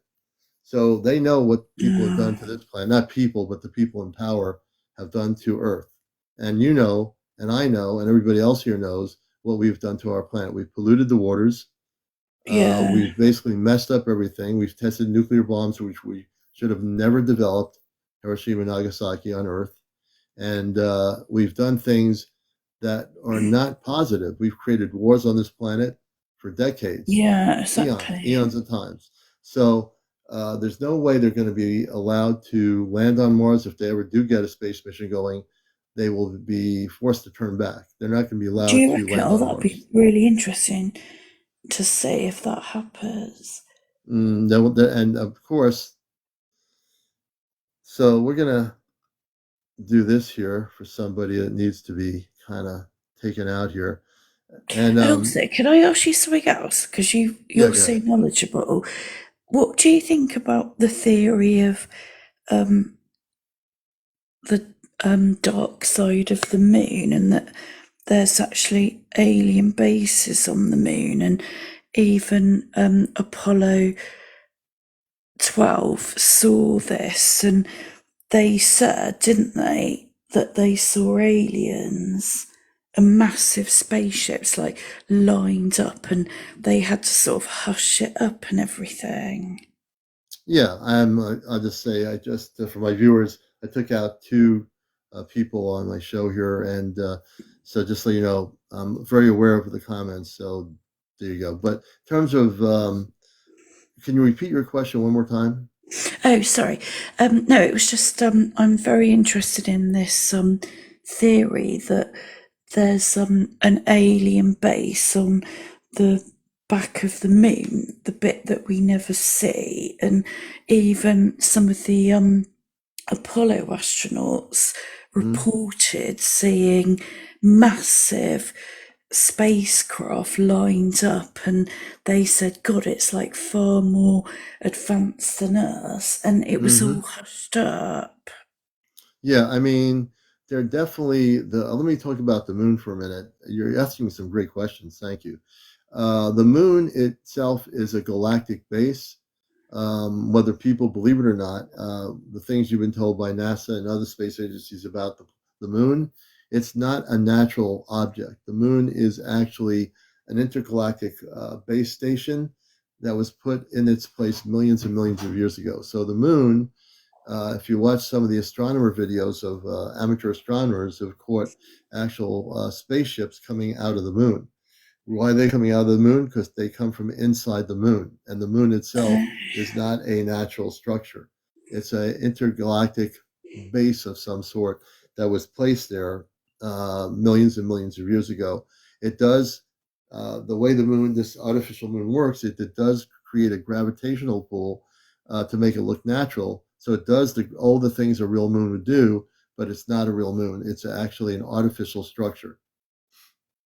So it's just like a stop off there, like Yeah, it's an intergalactic space station. So let's yeah, say you were people coming from traveling through space would light. just like Yeah, go, and it's like a bit. Yeah, I can imagine that. That makes sense. They'll yeah. If you're just coming, stop off yeah, if you're there coming and then go off. if you're coming light years away from planet XYZ, like 70,000 light years from Earth, and you're coming to the moon, you say, well, we need to stop at the intergalactic station, which is the moon. They can go into the moon, inside the moon with their spaceship, get off the craft, and it is an intergalactic meeting place for a lot of different uh, extraterrestrial intelligences. Yeah, that All makes right, sense actually. all right. So it's like So a I, stop off. Like it's a, I've always thought that, that it would just be like a touchdown, and they just stop there to like refuel or whatever they need to do, and then they just go off again. hmm. All right. Well, hey, Blondie, I want to thank you for being a guest and asking me all these questions, sharing your thing about the Phoenix Lights when you lived in Phoenix. Definitely practice the Christ and meditation Yeah, stuff. And thank you. also, thanks for sharing the orb stories and focus on that a little bit and don't focus on the other ET stuff. It's not worth it. Yeah, well, thank you very much for having me on, and hopefully you can get someone else on now that might have something to All share. right. As they Thank would you say, very much. cheerio or cheers. Yeah, Have a great bye. night. Over. Thank Take you. care. It's been You're very welcome. Take care. enlightening. Thank you very much. You've been a great guest. Thanks so much. And let me just do this here.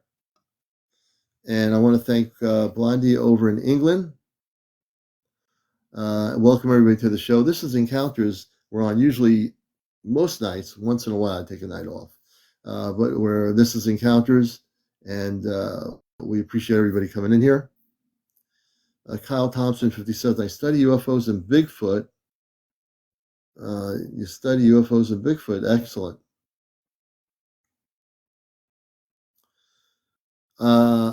You thought I was going on a ship today. No, I wasn't going any ships. I had my radio show this morning, but I'm not going any ship today. Down the road, in probably less than 12 months, I foresee myself going on a spaceship with the command. Just for Life loves her accent. Let's see here. New goal, Commander. I haven't put the goal up there. That's right. So I will have to set up a new goal. You're watching Encounters, the late night spiritual UFO talk show. I'm your host, CmdrAleon, and we're with you. I'm also host of WESU's NPR Pacific radio show, The Cosmic Eye, every Sunday morning. And we'll go with the hat and the mustache as a goal. And we're going to do the number 8. I like the number 8. So if you want to get a hat and mustache for me, You're helping support my programming here. We appreciate it. So now we're going to pin it, and we appreciate that. And we welcome all the new viewers of the show. If you're new to our program, Karen82, thank you very much for that. We appreciate it.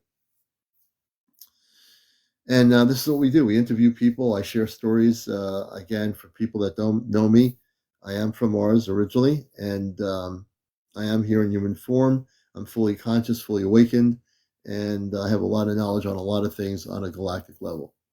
Venus, good to see you. Omega, good to see you. Welcome to the show. Everybody coming in here. Let's see here. Someone says, Avantress Sarah, I was abducted at 17, still have the chip in my forearm. Another friend purposely broke its pieces. Aventress Sarah, if you change your setting to public on your TikTok, would you be willing to come on? I'd like to interview you about the abduction experience. And let's see here. Pete Star, thank you. Do I have enough? Little Davy, let me see. Little Davy, we need to get Little Davy up to 200. Let me pin Little Davy because Little Davy has some contact experiences.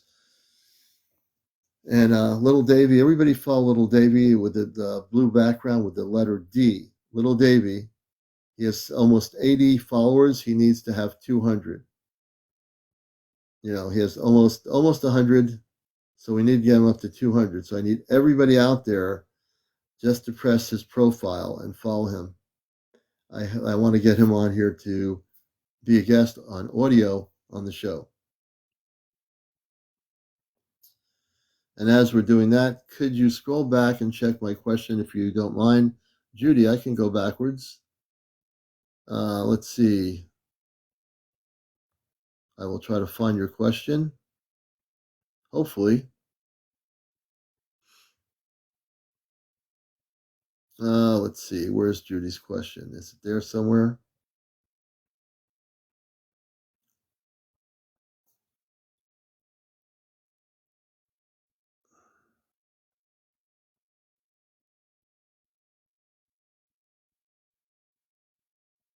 Wow, I'm scrolling all the way back, Judy. Let's see if we can find your question here.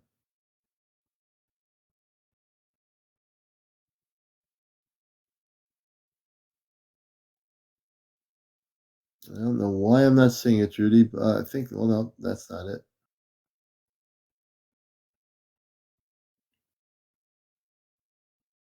You might have to ask me the question again, Judy.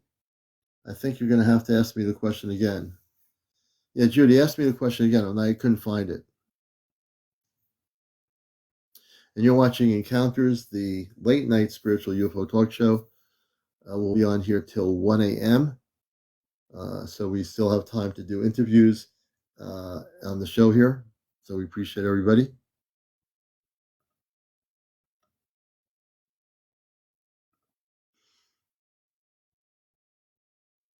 Yeah, Judy, if you can repeat it. Sometimes with TikTok, I think they filter certain things, and I don't see it. I don't see the question. But everybody follow D. Okay. Everybody follow D. Where's D? I'm going to. D has 90 followers. Let's see if we can. D has 90 followers right now. We need to get D up to 100, another 150. We'll be right back.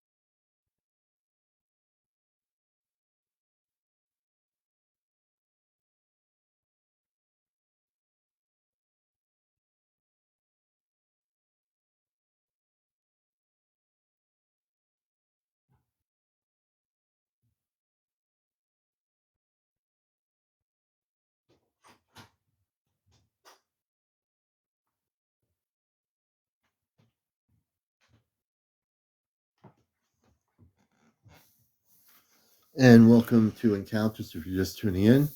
And I'm CmdrAleon, your host. Let me see here. And we have Chris here. Let's see. We have Chris here. And we'll bring Chris up for a minute down in New Jersey, my friend Chris. And of course, now my lighting went down on my camera. I don't know what's causing that to happen. I got to check my phone. But I'll bring this here so maybe I have a little bit of light. Chris, good evening. Good morning, or yeah. Good evening, everyone, and everyone in the chat. How are you doing tonight? We're doing good. We had a long interview with the woman over in England. And how you doing? I'm doing great. I'm just still working on the discoveries with the ancient civilizations up and down the East Coast. It's pretty amazing what was here. And I've connected with a discovery that's been going on in Delaware and Georgia that predates the Bible, 8,000 to 20,000 BC of testing. It's really amazing. Amazing what they've been doing and uncovering the truth. You know how you want to crack the matrix? You always talk about it. The ancient civilization America was founded on. It's truly amazing what they're working on. And also, as you're talking, I see Judy's question. She was asking, the Atlantic Ocean is supposed to have a large black blob. I have been following the tracking of that thing, and I'm still trying to figure it out. And we're going to do a little bit of a show on it, I think, one night. But I am aware of it, Judy. I'm actually aware of it. Commander, you heard about that, Chris? Oh yeah, well, not really, but I just want to talk about the solar flare. Did it affect you? Because I was really I had a headache and I was really not feeling good that day, the morning of. I was bummed out only in the case that I'm usually up on the solar flares, and I had no idea this was happening until I talked to Chesno the other day, and he saw this. He saw the Northern Lights, which I missed, and it's cloudy up here tonight. So if it wasn't cloudy, I had planned on going up to the apple orchard to look at the lights, but the weather has just not been conducive. There's another one that just erupted on the 11th, and it's going to arrive here on the 12th to 13th, and it's more intense than one that we just went through. Really? Well, if it's clear this week, but I think it's going to be raining in New England. If it's clear one of those nights, Monday. Definitely. It'll be tomorrow night. Today's the 12th, right? It should be arriving tonight to tomorrow. Tomorrow's the 13th. Yeah, it's going to depend on the weather because we right now we have partly cloudy skies. If it is clear tomorrow night, I would be the first one to go up to the orchards and look at the Northern Lights and go and actually I might do. I just recorded in my recording of my video on my phone here, but I'd love to see the Northern Lights. I heard they were really beautiful. And this time they're like a purple and pink, and it might be because of the gases in the atmosphere. I'm not sure because they're green. I'm not sure if it's gases in the atmosphere or whether it's just the energy from the corona hit of the solar activity, which is an interesting question, Chris. I do think on a spiritual level, I think the energy can affect people in different ways. The end result of the solar hit on Earth is that it will transform consciousness. I think on the scientific level, there's all kinds of things that you can deal with on that. On the spiritual level, I think the purple and pink that people were seeing, also the energy coming from that hit, beyond the technical problems it can affect with our technology, it can also have a positive effect in the end on our bodies, on our cellular structure. Yeah, because I woke up on Saturday morning, I guess, and I had a headache, and somebody else I know had a headache too, and I was just drained, and I was like, wow. I never felt like that. April's saying, Chris, had to check out my last video of my woods, found artifact you'd be interested in. She's got artifacts where she is that you'd be interested in, she's saying. I'll check it out. It's really amazing when you look at these, the original aerial maps that they took of up and down the East Coast, you can see all the stuff that we just built over the top of. I mean, it's really amazing. Yeah. And it's they did it as a respect. Each civilization of the past, they built on top of another one, and then they built, and Oh then yeah, we built on top of another one, right? that's But always the way we do it, isn't it? We build everything on top of everything else. yeah, and then they left the lines. It's amazing. So when you can look at New Jersey and other areas, you see these crazy designs in neighborhoods. Those designs were already there, and we just built our neighborhoods on top. A lot of them. It's Right. amazing. Well, this is the whole thing. When you talk about even the pyramids in different workplaces, like for you take Mexico City. Now, if you took Mexico City and made it disappear, right? Now there are ancient structures on the surface within Mexico City, but understand this: that under Mexico City, there's another city that existed before the current Mexico City that exists now, right?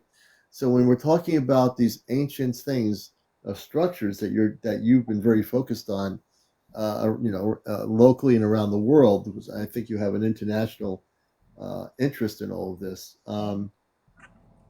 Mexico City has ancient structures that are or that were built over, and I never understood why this was. Why would you build over an existing ancient city?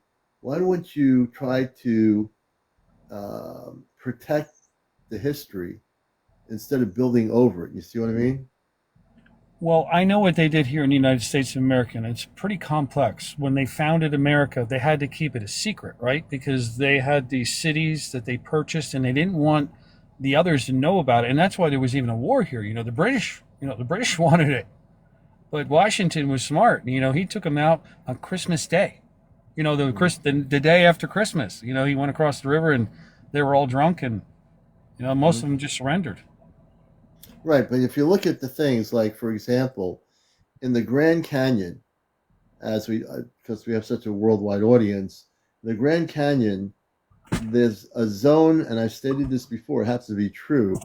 There's an off-limit zone where you cannot go as a tourist exploring within the Grand Canyon, and those areas that cannot be explored, those archaeologists that have gotten in there somehow expose the fact that there are artifacts from Egypt in these caves.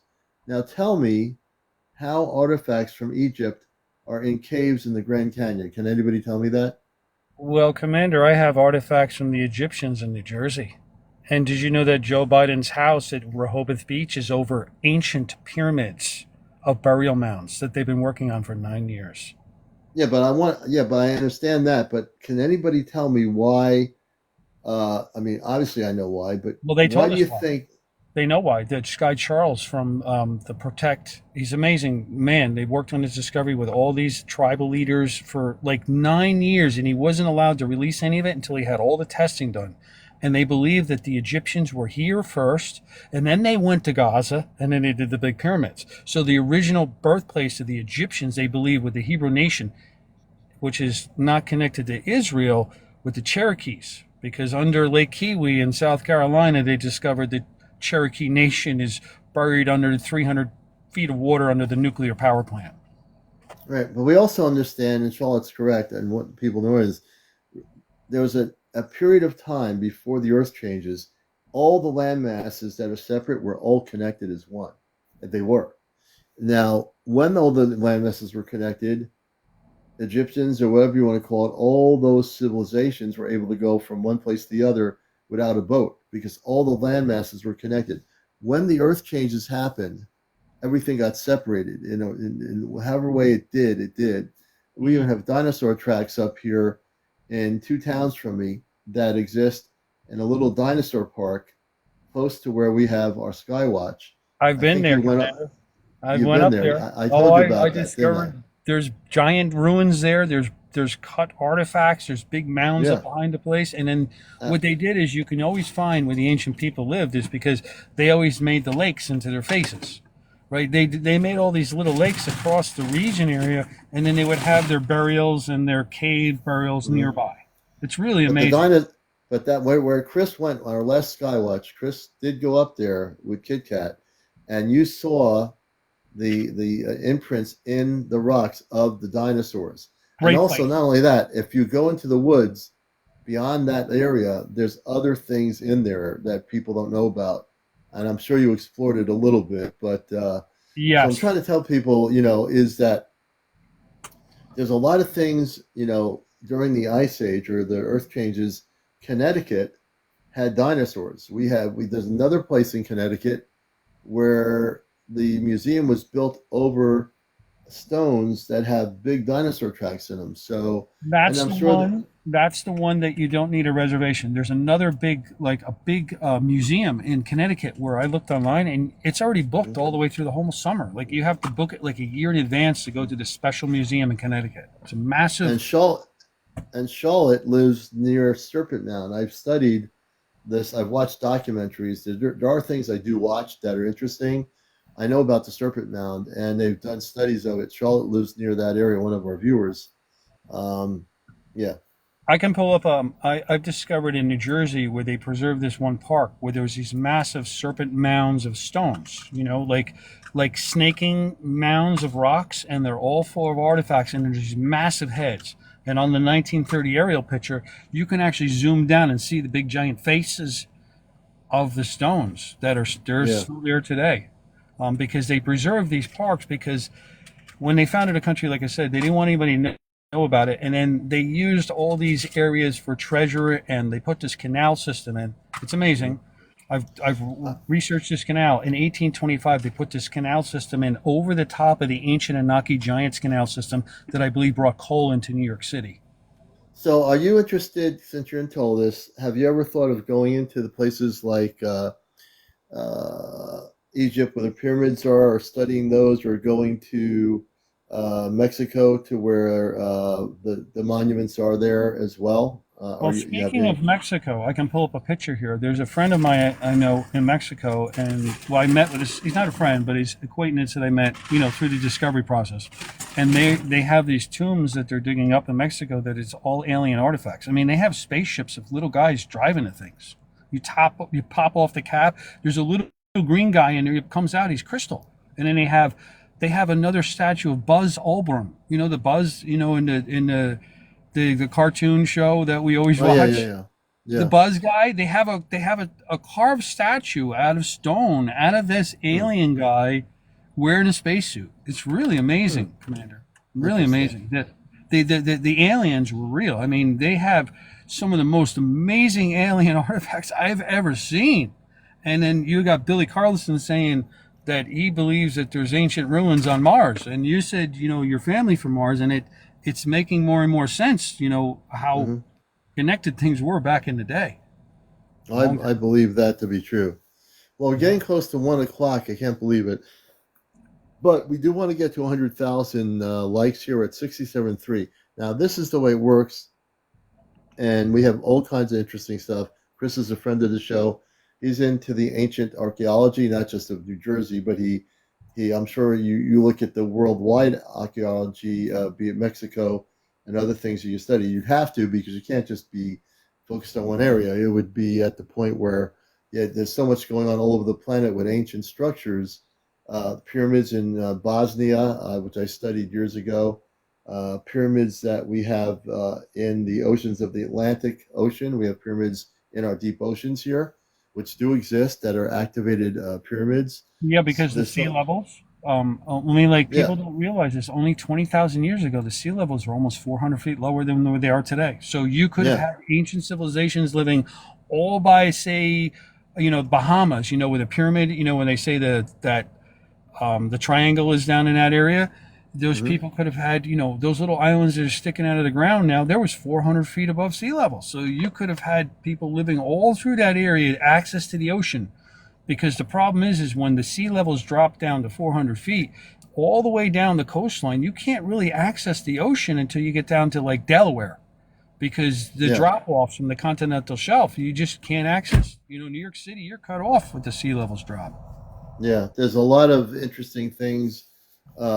When the waters of the world were way lower during the time of a lot of the Earth changes, we had some advanced civilizations before the waters rose that were either destroyed, or they got off planet before they were advanced enough to get on their spaceships and leave, or go somewhere else. So we don't know the true origin of all these things that occurred, but we know that they did occur, and I know that's one of the things that Chris is focused on is all these areas, not just on New Jersey. He has stuff in his backyard, but I know you're looking at everything quietly that happens in terms of international ancient extraterrestrial archaeology and all these different things that are connected with from the pyramids in Mexico.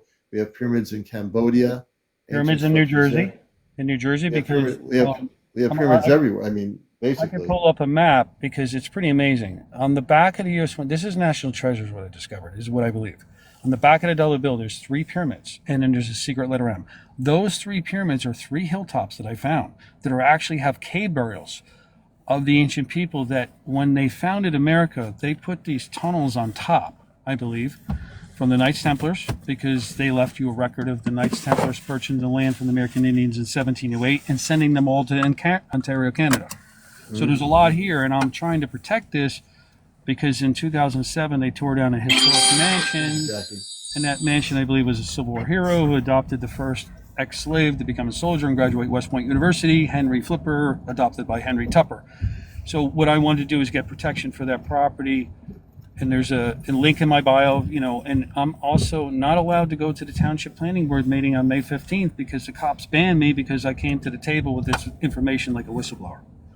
And this is America's history, the founding of America. George Washington has like a secret hospital on a block away, and then there's another secret hospital that was in the valley, and these were for quarantine for smallpox because back in, according to Charles with the discovery down in Delaware and Georgia, they uncovered that there was an estimated 100 million people living along the East Coast in 1500.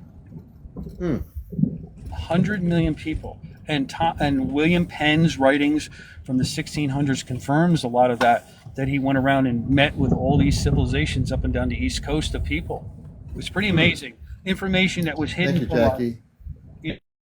Because we're all connected, and this whole thing with the finding these crystals and different artifacts has changed my life for the better. It's opened me up and it's set me free to give me the truth.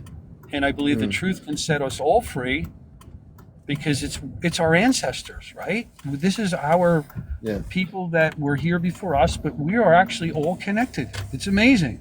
Right? Well, not only well connected, but we're also, one thing people need to know, even though we're connected here physically on Earth, we all are connected to the stars. That is the real origin of our connection. We come here, whether you're in New Jersey or India or the Himalayan mountains in Tibet or wherever, even though we're all in different parts of the world and when we look different as human beings, we all are connected universally to the stars. We came, even though we don't realize it yet, and you know me, Chris. Yes, everything. It's true. We all come. You come from the stars. I come from the stars. Everybody out here, whether you know it yet, you come from the stars, and you came here on your mission.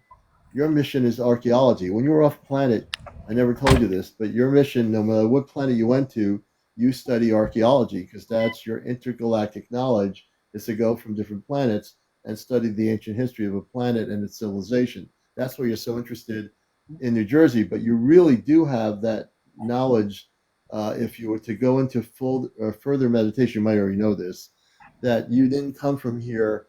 When you came to Earth, you came here with galactic knowledge of other places. Like, do you remember anything before coming to Earth, before you were human? Well, what I do, see what it is when I was a child, this is going to sound, because I'm doing the same thing I'm doing as a child as an adult. When I was a child, there was this big mound in our backyard, and there was this modern day cemetery on top from like 16, 17, 1800s. And then the Dodge family owned the land that was there, the richest, Dodge estate. So that was at the edge of an area. I'm not going to say exactly where it is because I don't want people going there digging up this burial mound because there's artifacts there that I found as a child and I know what it is now. And George Washington had a house on the corner where I grew up, and that house was moved, and this was the entrance to where basically wherever the original settlers and George Washington went with his men is where you're going to find the giant stuff in most of the ancient civilization, because they founded all that right away because they wanted to cover it up and they wanted to keep it a secret. But in 1935 is when they wanted everybody to know what was here, because that's when they put all the information in the back of the dollar bill. And that was put there by FDR, who had an expedition to Oak Island at age 27, I believe, as a publicity stunt, so he could be president one day. It's really amazing history that, the crack, the matrix type stuff. But this was information that the presidents left behind because they wanted this story to be told. George Washington did all the stuff that I found, even behind where George Washington had a secret hospital. They dug up 21 giant skeletons in 1960 from these Lenape American Indians that were 7 foot taller. And I believe their burial is the pyramid that they're going to bulldoze that I'm trying to protect. So there's a lot of erasing of our history. We've been watching it happen with our statues, because the way it works, Commander, is he who controls the past controls the future, and he who controls the future controls the past. Well, the biggest cover up is not just ancient structures of our past, but again, 70 years of our current history in this time period of the governments of the world not telling the people the truth about the origins of human existence, which the governments of the world know the origins of human existence are not from Earth. The origins of human existence are from the stars, not from Earth. Thank you, Karen82. The origins of our existence and all these ancient things that you and other archaeologists around the world, whether they're in Egypt looking at the pyramids or going to Mexico trying to study things and finding new ruins in Central America and South America, which they are, archaeologists down there. The thing is, these are part of our ancient galactic history, these pyramids, these structures. All these structures have to do with our ancient past in terms of the galactic interaction with our planet that helped people on Earth build structures with the advanced knowledge of the space people. That's why many of these pyramids, there was no slave labor building the pyramids in Egypt. That's the cover story on some documentaries, on History Channel. The fact is that there was technologies way more advanced that built these structures, whether it be in New Jersey, whether it be in Mexico City, whether it be in South America, Bosnia, whether it be in Egypt or the Easter Island, the statues and all these things. All these ancient structures were there because they were built by the galactic history of galactic people that assisted Earth humans in learning how to build these structures. And if it were slave labor, there's no way that could have happened. And just like there are people that argue that the Egyptian pyramids were painstakingly built with slaves putting the stones up there. No, it was done by with the technology to levitate stones with very advanced technology from the space people. And that all the pyramids around the world, even if they look slightly different, the technology and the structural levels of these pyramids were built by the space people. Our galactic levels came here and built all of this stuff, which many documentaries, some of them tell you, yes, that's possible. But the moderators will always say in the documentaries, well, they say that in this century, it was a bunch of slaves in Egypt that built the Sphinx and all these structures. No, it was done by the help of space people from beyond Earth. I agree with that. And they talk about the Anunnaki giants that came down right from their planet Nephilim. And their planet, I guess, I'm not sure about it, has 7 suns and 13 planets.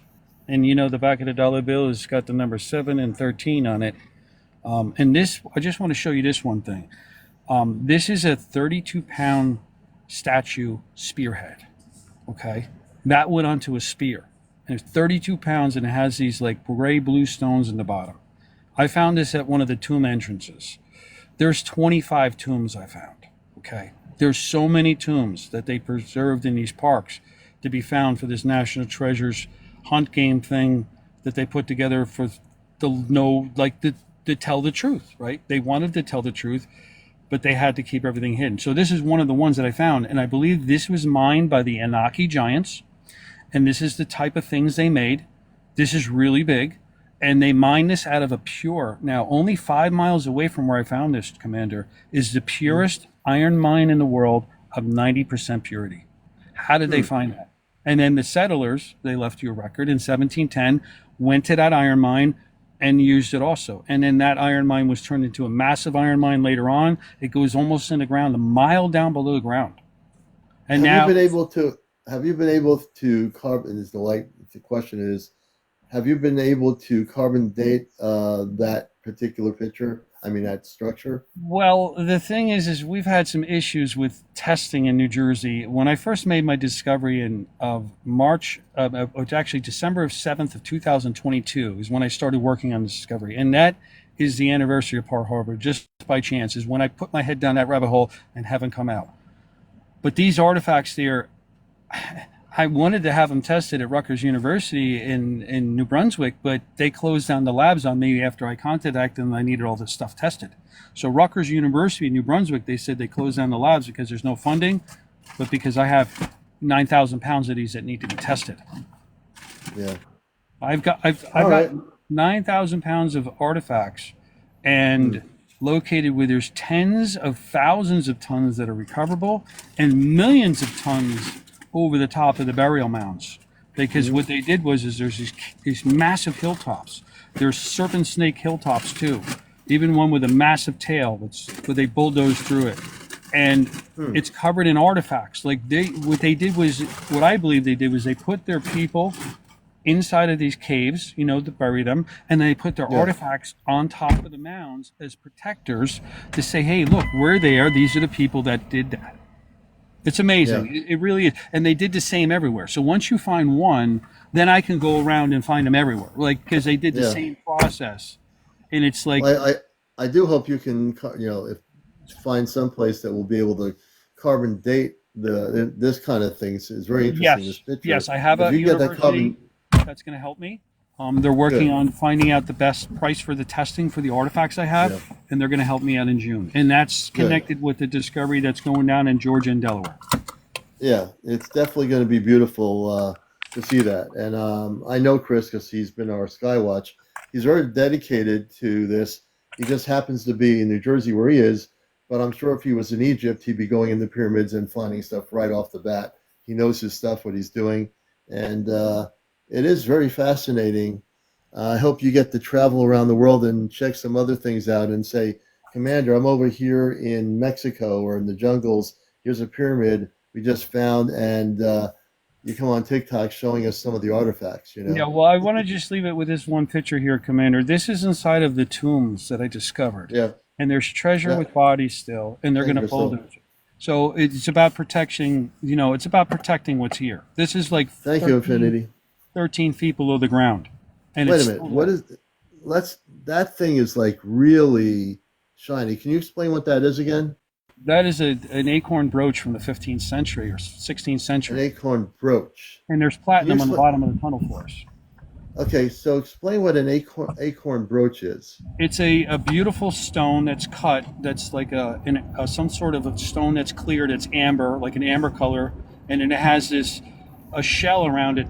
It's like an acorn shell. So basically, there's an acorn in the center with an acorn shell made out of gold, and then you see some silver around the outside. That's platinum because I believe when the tunnel systems were robbed in 2007, when they tore down the historic mansion, this got left behind with some other treasures. There's a lot still in there in the video. I have in the camera scope video. And these are the inland Oak Island Pirates' tombs. And I told you about the treasure map on the back of the dollar bill, and that's what leads you right to this property. Interesting.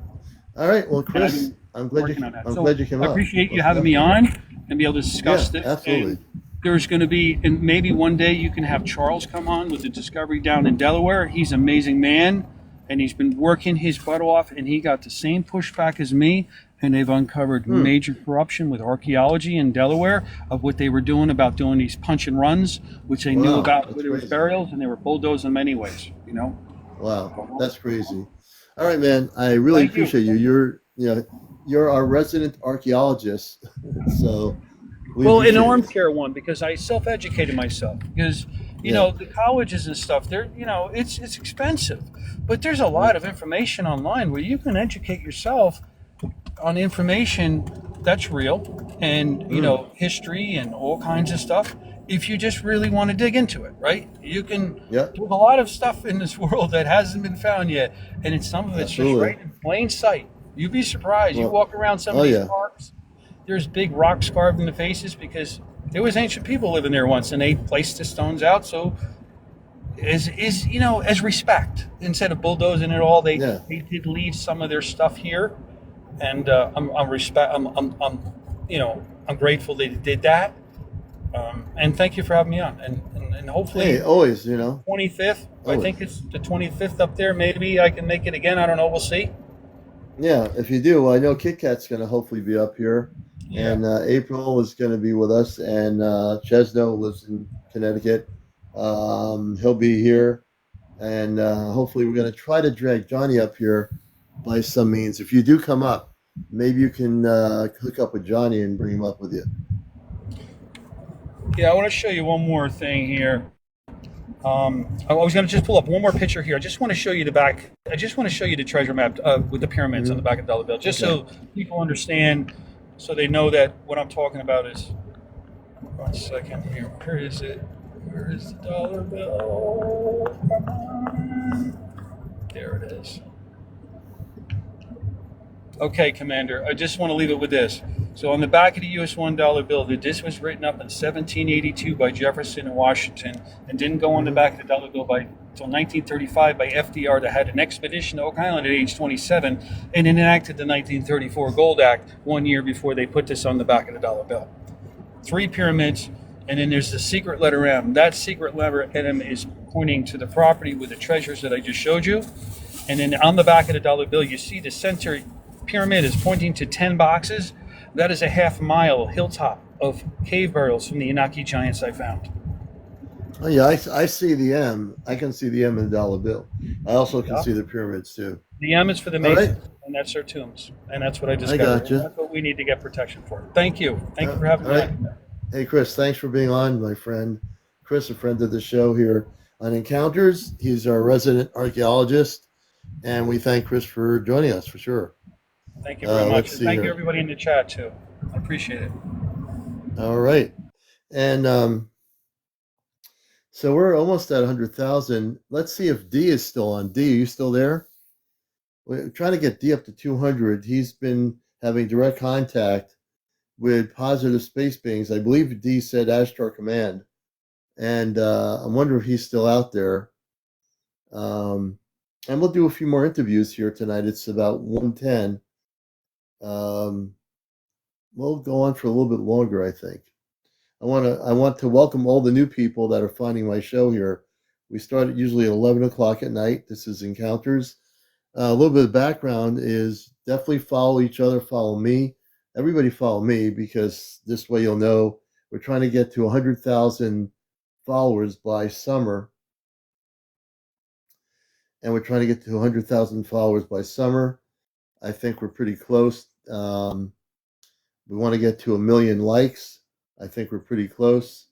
So like and follow, do both of those things. Show your support for what we do here. Become a subscriber if you feel inclined to. I have to set up a new goal here since I'm on still. So we're going to set up a new goal here. And we'd love to interview you. If you have over 200 followers, you can be a guest on the show. And we're going to do number 8. Number 8 is my number for some reason. So we set up a new goal. I want to thank all the people so far who have been contributing gifts, TikTok gifts. Thank you very much, all of you. And again, if you have over 200 followers, you can be a guest on the show. Over 800 on video, on 200 on audio. The way the show works, it's really easy. You have to be over 18. No foul language, no smoking, no drinking. When I say smoking, any kind of smoking, drinking on camera, no being drunk or whatever that might be. No foul language, and no paranormal discussion. I think I've covered everything, and I've got my goals set. Are you on other platforms? My shows are recorded, so if you miss any of my shows, my platform is YouTube. I record all my shows here, and you'll see them on YouTube. It's Ashtar Command Spaceship News. If you are not, if you miss a show, go to my YouTube channel, Ashtar Command Spaceship News, and you can actually watch previous shows with all my guests. Absolutely. Good question. So that's the other platform I'm on. I'm on Facebook. I run some Ashtar Command groups on Facebook. Those are really the three platforms I use. But this is where I do my show here, and then Sunday mornings, my NPR radio show on Sunday mornings at wesufm.org. So we're just enjoying your company. We're glad everyone's here. I hope you're enjoying the show. All our guest interviews. This show will be added to my YouTube channel tomorrow. So we're looking forward to putting it on there. So in case you missed any part of the show tonight, we've had tonight, let's see here, we've had 6.9 thousand people since 11 o'clock, 2 hours and 11 minutes on the air here. We've had 6.9 thousand people view the show tonight. That's 6.9 thousand, 6,900 actual people on TikTok watched some segments of our program. And we thank those 6,900 people, or 6,700, whatever it was, for doing that. Okay. Just to let people know, if you're not used to the show, this is an actual talk show, and I am actually the host of the show. And do radio for 21 years. And this is the format or the place where we did at 100,000.5 likes. We appreciate that so much. Thank you, everybody. I haven't been on the ship. Jordan, can you share about a time you went on the ship? I'm beginning a lot of people asking me questions about going on a ship. I have not been on a ship yet, but I can tell you in about 12 months, I'll be going on with 4 other people and my dear sister friend April. We'll all be going on the ship together, but it's all in divine timing. We're probably looking at about less than a year at some point. We don't know when they're going to do it. Our space brothers on our family off planet, but I would say within the next 12 months or less, the feeling I get is at some point they'll just communicate with us and we'll go off planet. Good question, but I've not been off planet yet. Not to my knowledge, anyway. Not yet. And but it will happen. And the thing is, I've learned to be patient. Me, sometimes I could be, as a human being, impatient, which I understand. But I've learned when I've learned about this, and so much I've learned about it, is that patience is the most important thing. You know, educating people on this TV program, on TikTok, and on my radio show.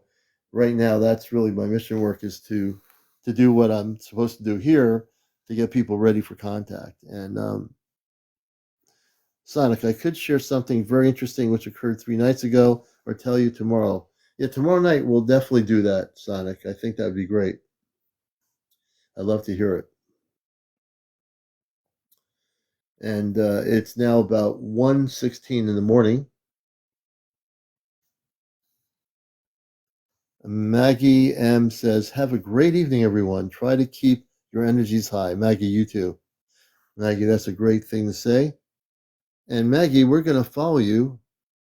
Maggie has 30 followers, so we're going to follow you, Maggie. And hopefully we get Dee on tomorrow night too. Dee is having Ashtar Command. I believe what I was told is they are having direct contact with our space people. I don't know if Dee's still in there. Antonio says, the one I interact is not them types later. Antonio, what kind of space people do you interact with?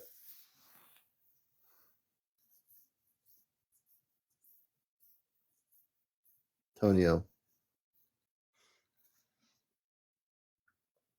As we wind down, I'm just asking questions here.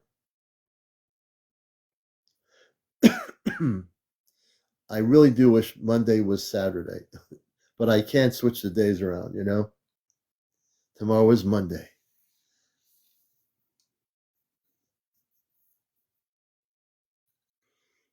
Let's see here.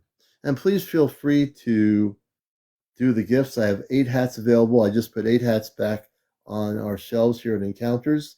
So if there's 8 people randomly who want to give me a hat with a mustache, I will gladly accept it and thank you for that hat if you wish to do so. And I thank again all the people that have gifted since 11 p.m. tonight Eastern. And we do appreciate it.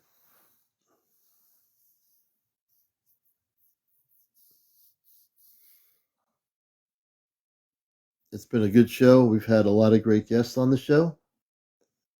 So we're going to, I think, call it a night. Everybody, thank you so much for being here. I'll have this show recorded and transposed onto my YouTube channel, Ashtar Command Spaceship News. Bonnie Paw, thank you. I do want to get the rest of the hats taken. If I can get the rest of the 7 hats, I have 7 more hats with the mustache. If you are able to do something, hey, Paranormal, thank you for the roses. We appreciate that. Thank you so much.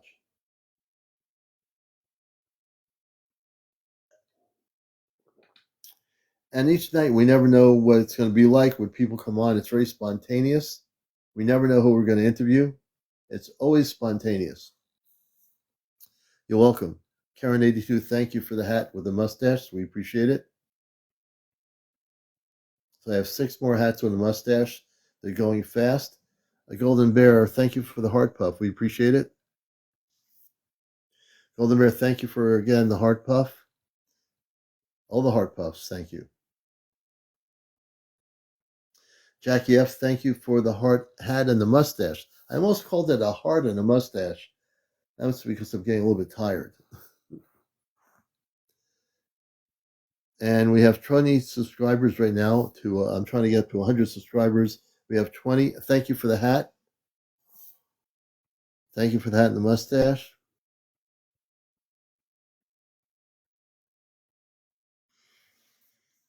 We're doing good. We have 4 more hats to go. They're going quickly on the shelf. Every hat you give me, I'm going to wear it. I promise you I will wear that brown hat with the mustache. I won't be embarrassed. Guaranteed.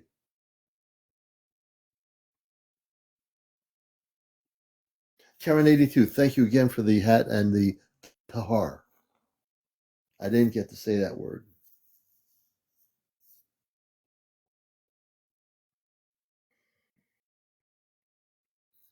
Oh, D, let's see. You're the person I was looking for, D. D has 92 people. Okay, I want everybody. There's 250 people on here.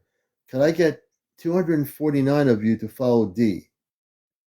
It's real easy. I want you to follow D. Jackie F., thank you for the hat. Everybody out there, all my viewers, follow D. I got his name, Little Davy, pinned up. He's got a terrific story to tell, and we got to get him up to 200 in order to do it. We can do this in 10 minutes. I will stay on to get him up to 200 for tomorrow night. I want everyone to follow D and say, yes, I'm following him. Karen82, thank you. I want every person in here to follow D. D has a beautiful story to tell, and it's related to the Ashtar Command because I spoke to him in sentences the other night. Everybody follow D. We have 249 people in here. Hey, friends and furry. Hello, April. Good to see you. Good to see you again, sister. Everybody follow D. D is almost at 100, but we need to get him up to 200. And when you follow him, say, I am now following him. On every person in there that's been very quiet watching the show, just say, yeah, I'm following D. I'm going to pin up D again. Where's D? I just pinned up his name, D. Just go to D, press the profile, and follow.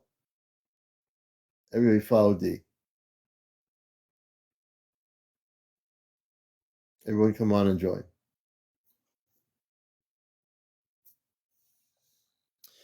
And I also want to say the most important thing is I love each and every one of you. I just want you to know that. The commander always will let you know this. Everyone out there, new or old, I love you.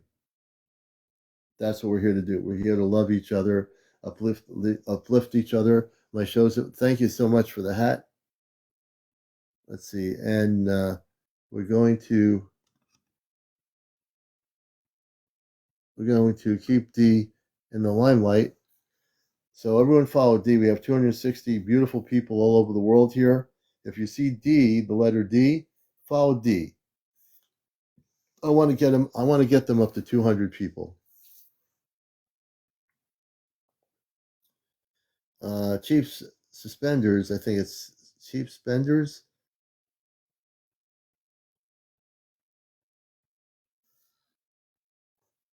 Scott Hardy, thank you for the team bracelet. I appreciate that. We're going to see where D is in a minute. D is at 112. This is getting good. We're at 112 for D. We need to get up to 200. We have 262 people. Can I get at least 100 more people to follow D? Just, you see the pinned post here? You see this? It says D, David Wills. Everyone follow David. And D says, my story will enlighten people. I believe it will. I might even put him on tonight. I don't know. It depends how much energy I have here. We'll see. And his story is amazing. It really is. Everybody follow D.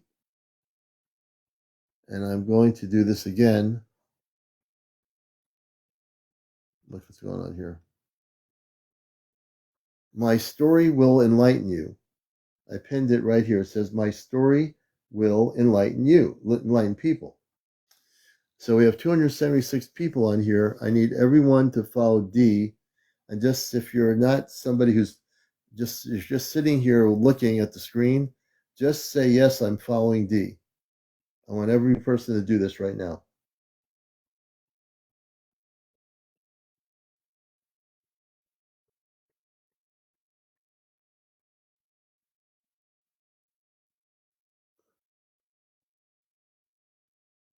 Thank you, Jard, Louisiana. Thank you, Carrie, Brandy, Folklore Paranormal, thank you. Everybody follow D. Welcome all the new people to the show.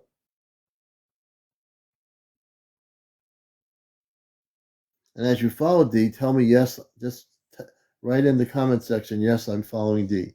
Golden Bear, thank you.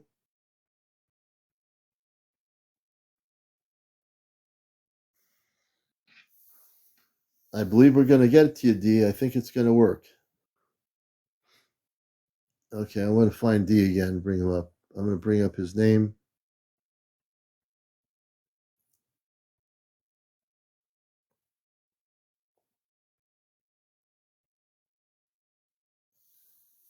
Everybody follow D. I just pinned his comment.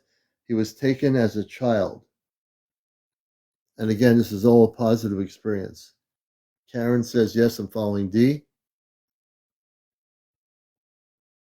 So I pinned up D's name there so you can follow D.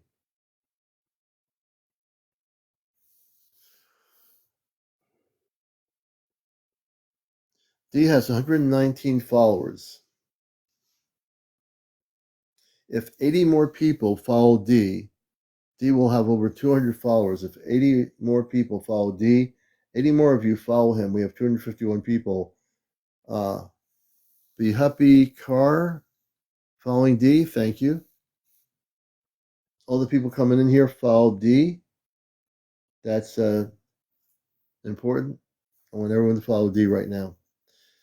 And again, this is Encounters, the late night spiritual UFO talk show, the most popular UFO talk show on social media.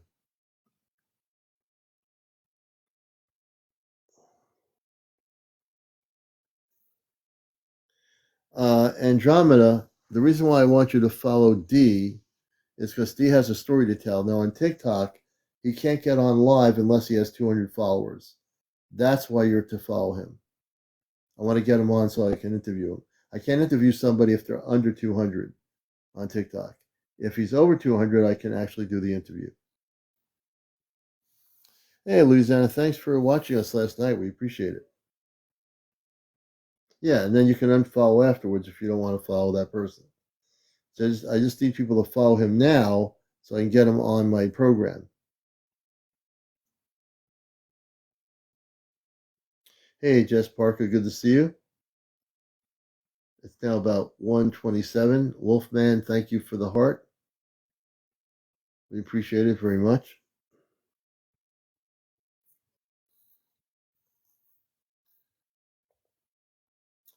Thank you, Andromeda. Thanks for sharing the live. Did you guys have your meetup yet? No. We're having our C5 gathering May 25th. That's coming up at the end of this month. I'll be there is a video I created on TikTok on my main page about the gathering. So I do have a video up.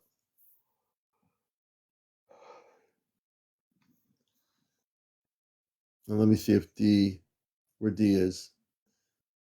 I know he's here. There we go.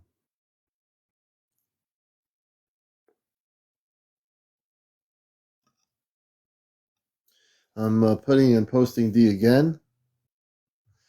D is at 122 followers. Wow, it's like 1:29 in the morning. I have 316 people, which is normal at this time of night. You're watching Encounters.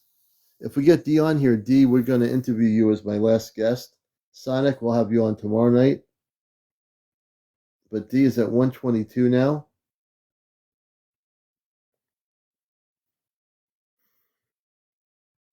So we need less than 80 more people to follow D. 80 more people. We have 290. We need 80 more people to follow D. Just press the D with the blue background circle. Then just press the follow button and you'll up his following so I can get him on here. Okay? We're at 124. We need to get up to 200. Can we do it? With 263 people. I know a lot of you have not been following D yet, but if you're wondering why should I follow him, I want to get D on my show to do an interview. That's why. Once we get him up to over 200, if you want to unfollow the person, that's up to you.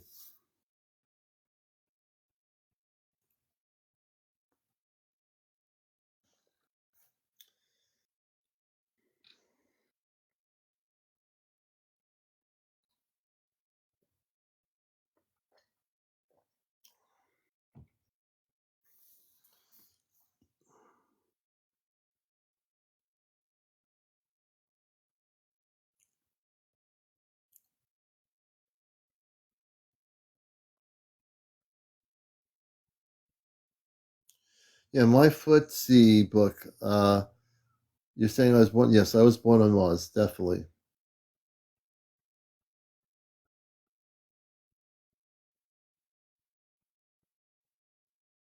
Let me go backwards here.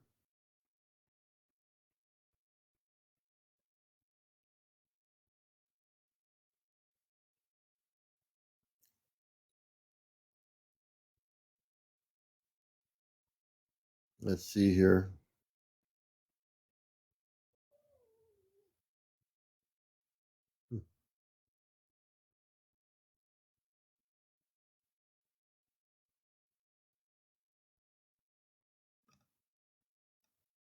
So again, if you haven't followed D, please do so. As host of the show, we always help people that are close. And D had very low numbers originally when we first talked to him. So we're getting close, folks, to getting him up to 200. We'd love to hear. Thank you, Edward. We appreciate that.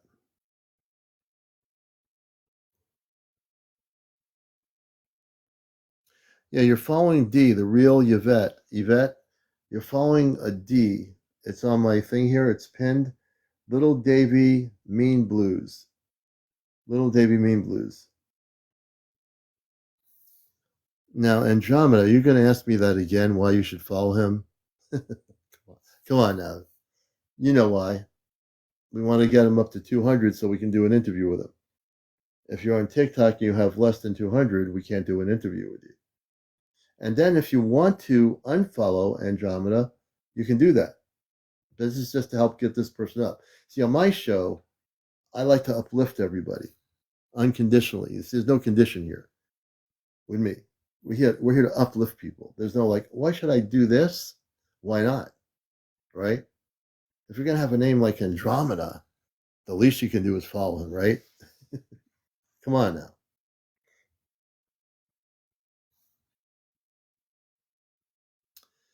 We're going to see where D is right now. D is at 127.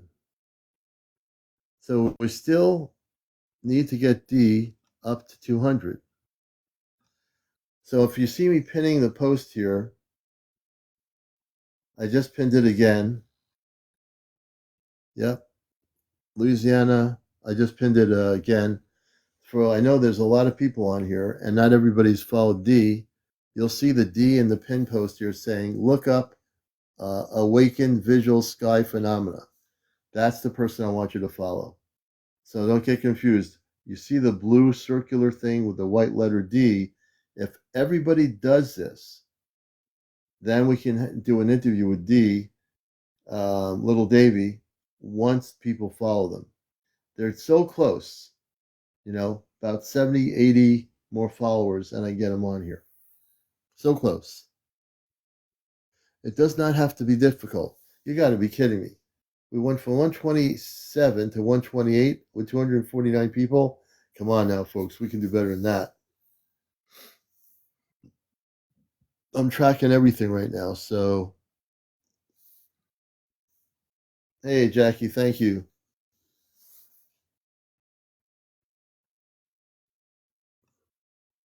Or it's still at 128. That can't be possible. Yeah, let's see here.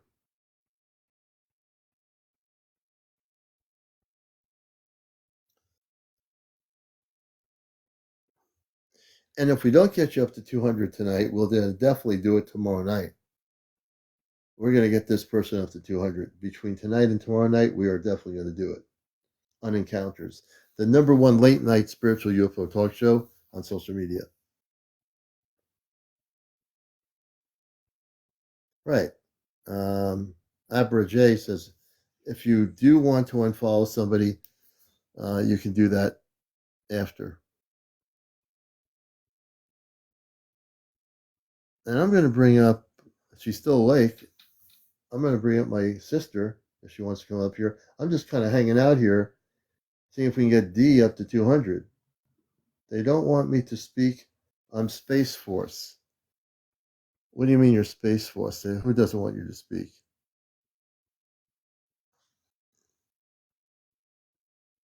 Little Davy, who doesn't want you to speak? This is getting interesting.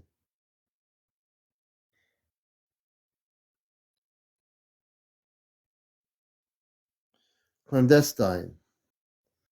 Well, on here you can be somewhat anonymous if you want to. Once we get you up to 200. Oh, Hello. hey, hello, sister. How you doing? I'm doing good. I'm just chilling out here trying to get this person up to 200 people. Oh, wow. They're saying they have a chip. Clandestine. Yeah, forget Trump. Let's leave all those people out of this broadcast. So what's happening, my friend, my sister? Oh, not much. Not much. Just listening to the show and eating suckers. There you go. I saw you doing that earlier. That was pretty cool. Yeah. I'm just like chilling out here, and I realize Monday's a work day, so Yeah. it's getting my energy level's still good, but it's not where it was when I first got on at 11 o'clock. Well, yeah, you got to be tired by now. I'm a little bit tired. Well, this person says they're being watched. Huh. And what do they got for followers now? They have right now 126. They're not even close to 200. Little Davy, I know about the Space Force. Believe me, I'm very aware of that. If everybody follows them, come on, you guys, let's get them up there. I'm feeling a little bit tipsy from all this apple cider, folks. If that, and when I get tipsy with apple cider, I got kind of spaced out. I'm just kidding you. I've been drinking that. Today I was drinking that coconut water. Oh, how's that? That's supposed to be pretty It's good. actually really good. It's the coconut water with the pineapple in it. It's actually really good. I like coconut. Now we find out, April, that little Davy, I think what he's saying is in JC parking lot. JC If- Penney's. Wait, okay. Little Davy, I think I don't get it. JC Penney's, yeah. Yeah, there's no way. Okay, now Little Davy, when you say in a parking lot, that's impossible. Now I think there's some stories being made up here. You say it flew a ship. Not in a JC parking lot, JC Penney's parking lot. That's just doesn't make any sense.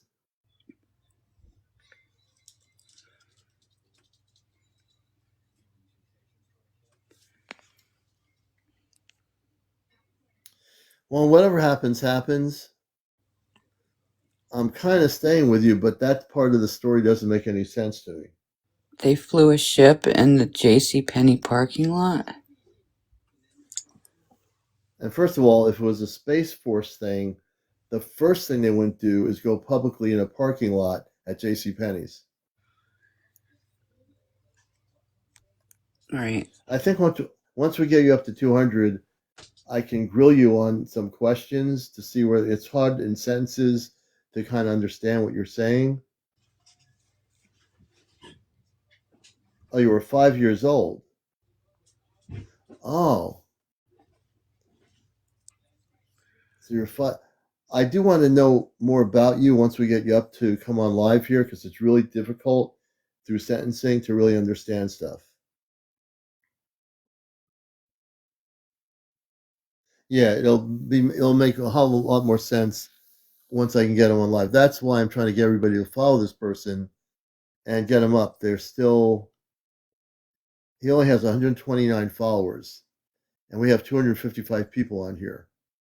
So I'm going to pin him up. Let's see if I can do this here at the pinning thing. Oh, it's not letting me do it now. It's really weird. Well, if we get you up between now and tomorrow night, we'll have you on, Little Davy, so we can actually speak to you about what's going on here. But it is almost 2 in the morning.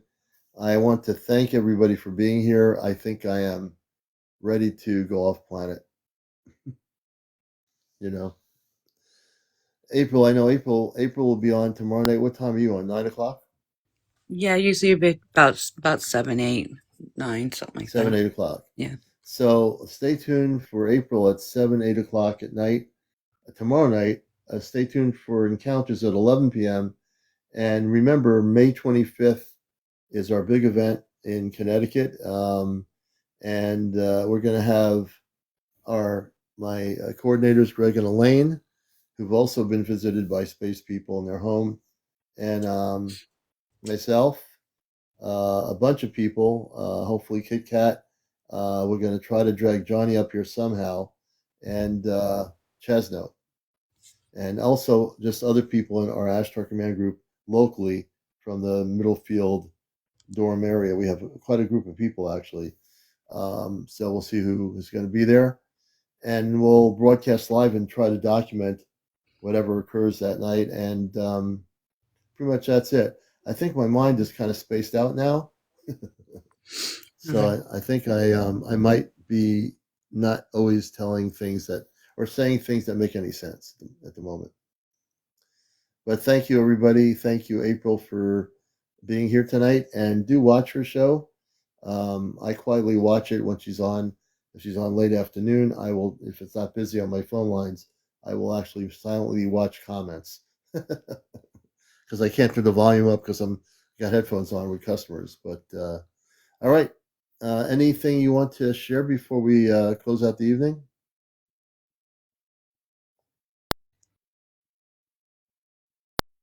Sorry, I couldn't get my phone off of mute. Oh, Wanted to tell all the mommies out there Happy Mother's Day, and I love all of you. yeah, and that goes for sure. All the mothers out there, all the grandmothers, happy Mother's Day. Get ready for Pikitty Day. We're going to have a Pikitty Day coming up someday. We're having a Missy Day. Missy's sleeping on the couch right now, so I'm calling it Missy Day. All right, folks, before I get silly here, everybody have a great night. Did I reach my goal? I think I did. Oh, yeah, I did reach my goal, so I don't have to do any more goals. I'm done till tomorrow night. Okay, Have a good April, night, take care. everybody. We'll catch you all later, and stay tuned for more great programming tomorrow night. Take care, everybody. All right, let's see here.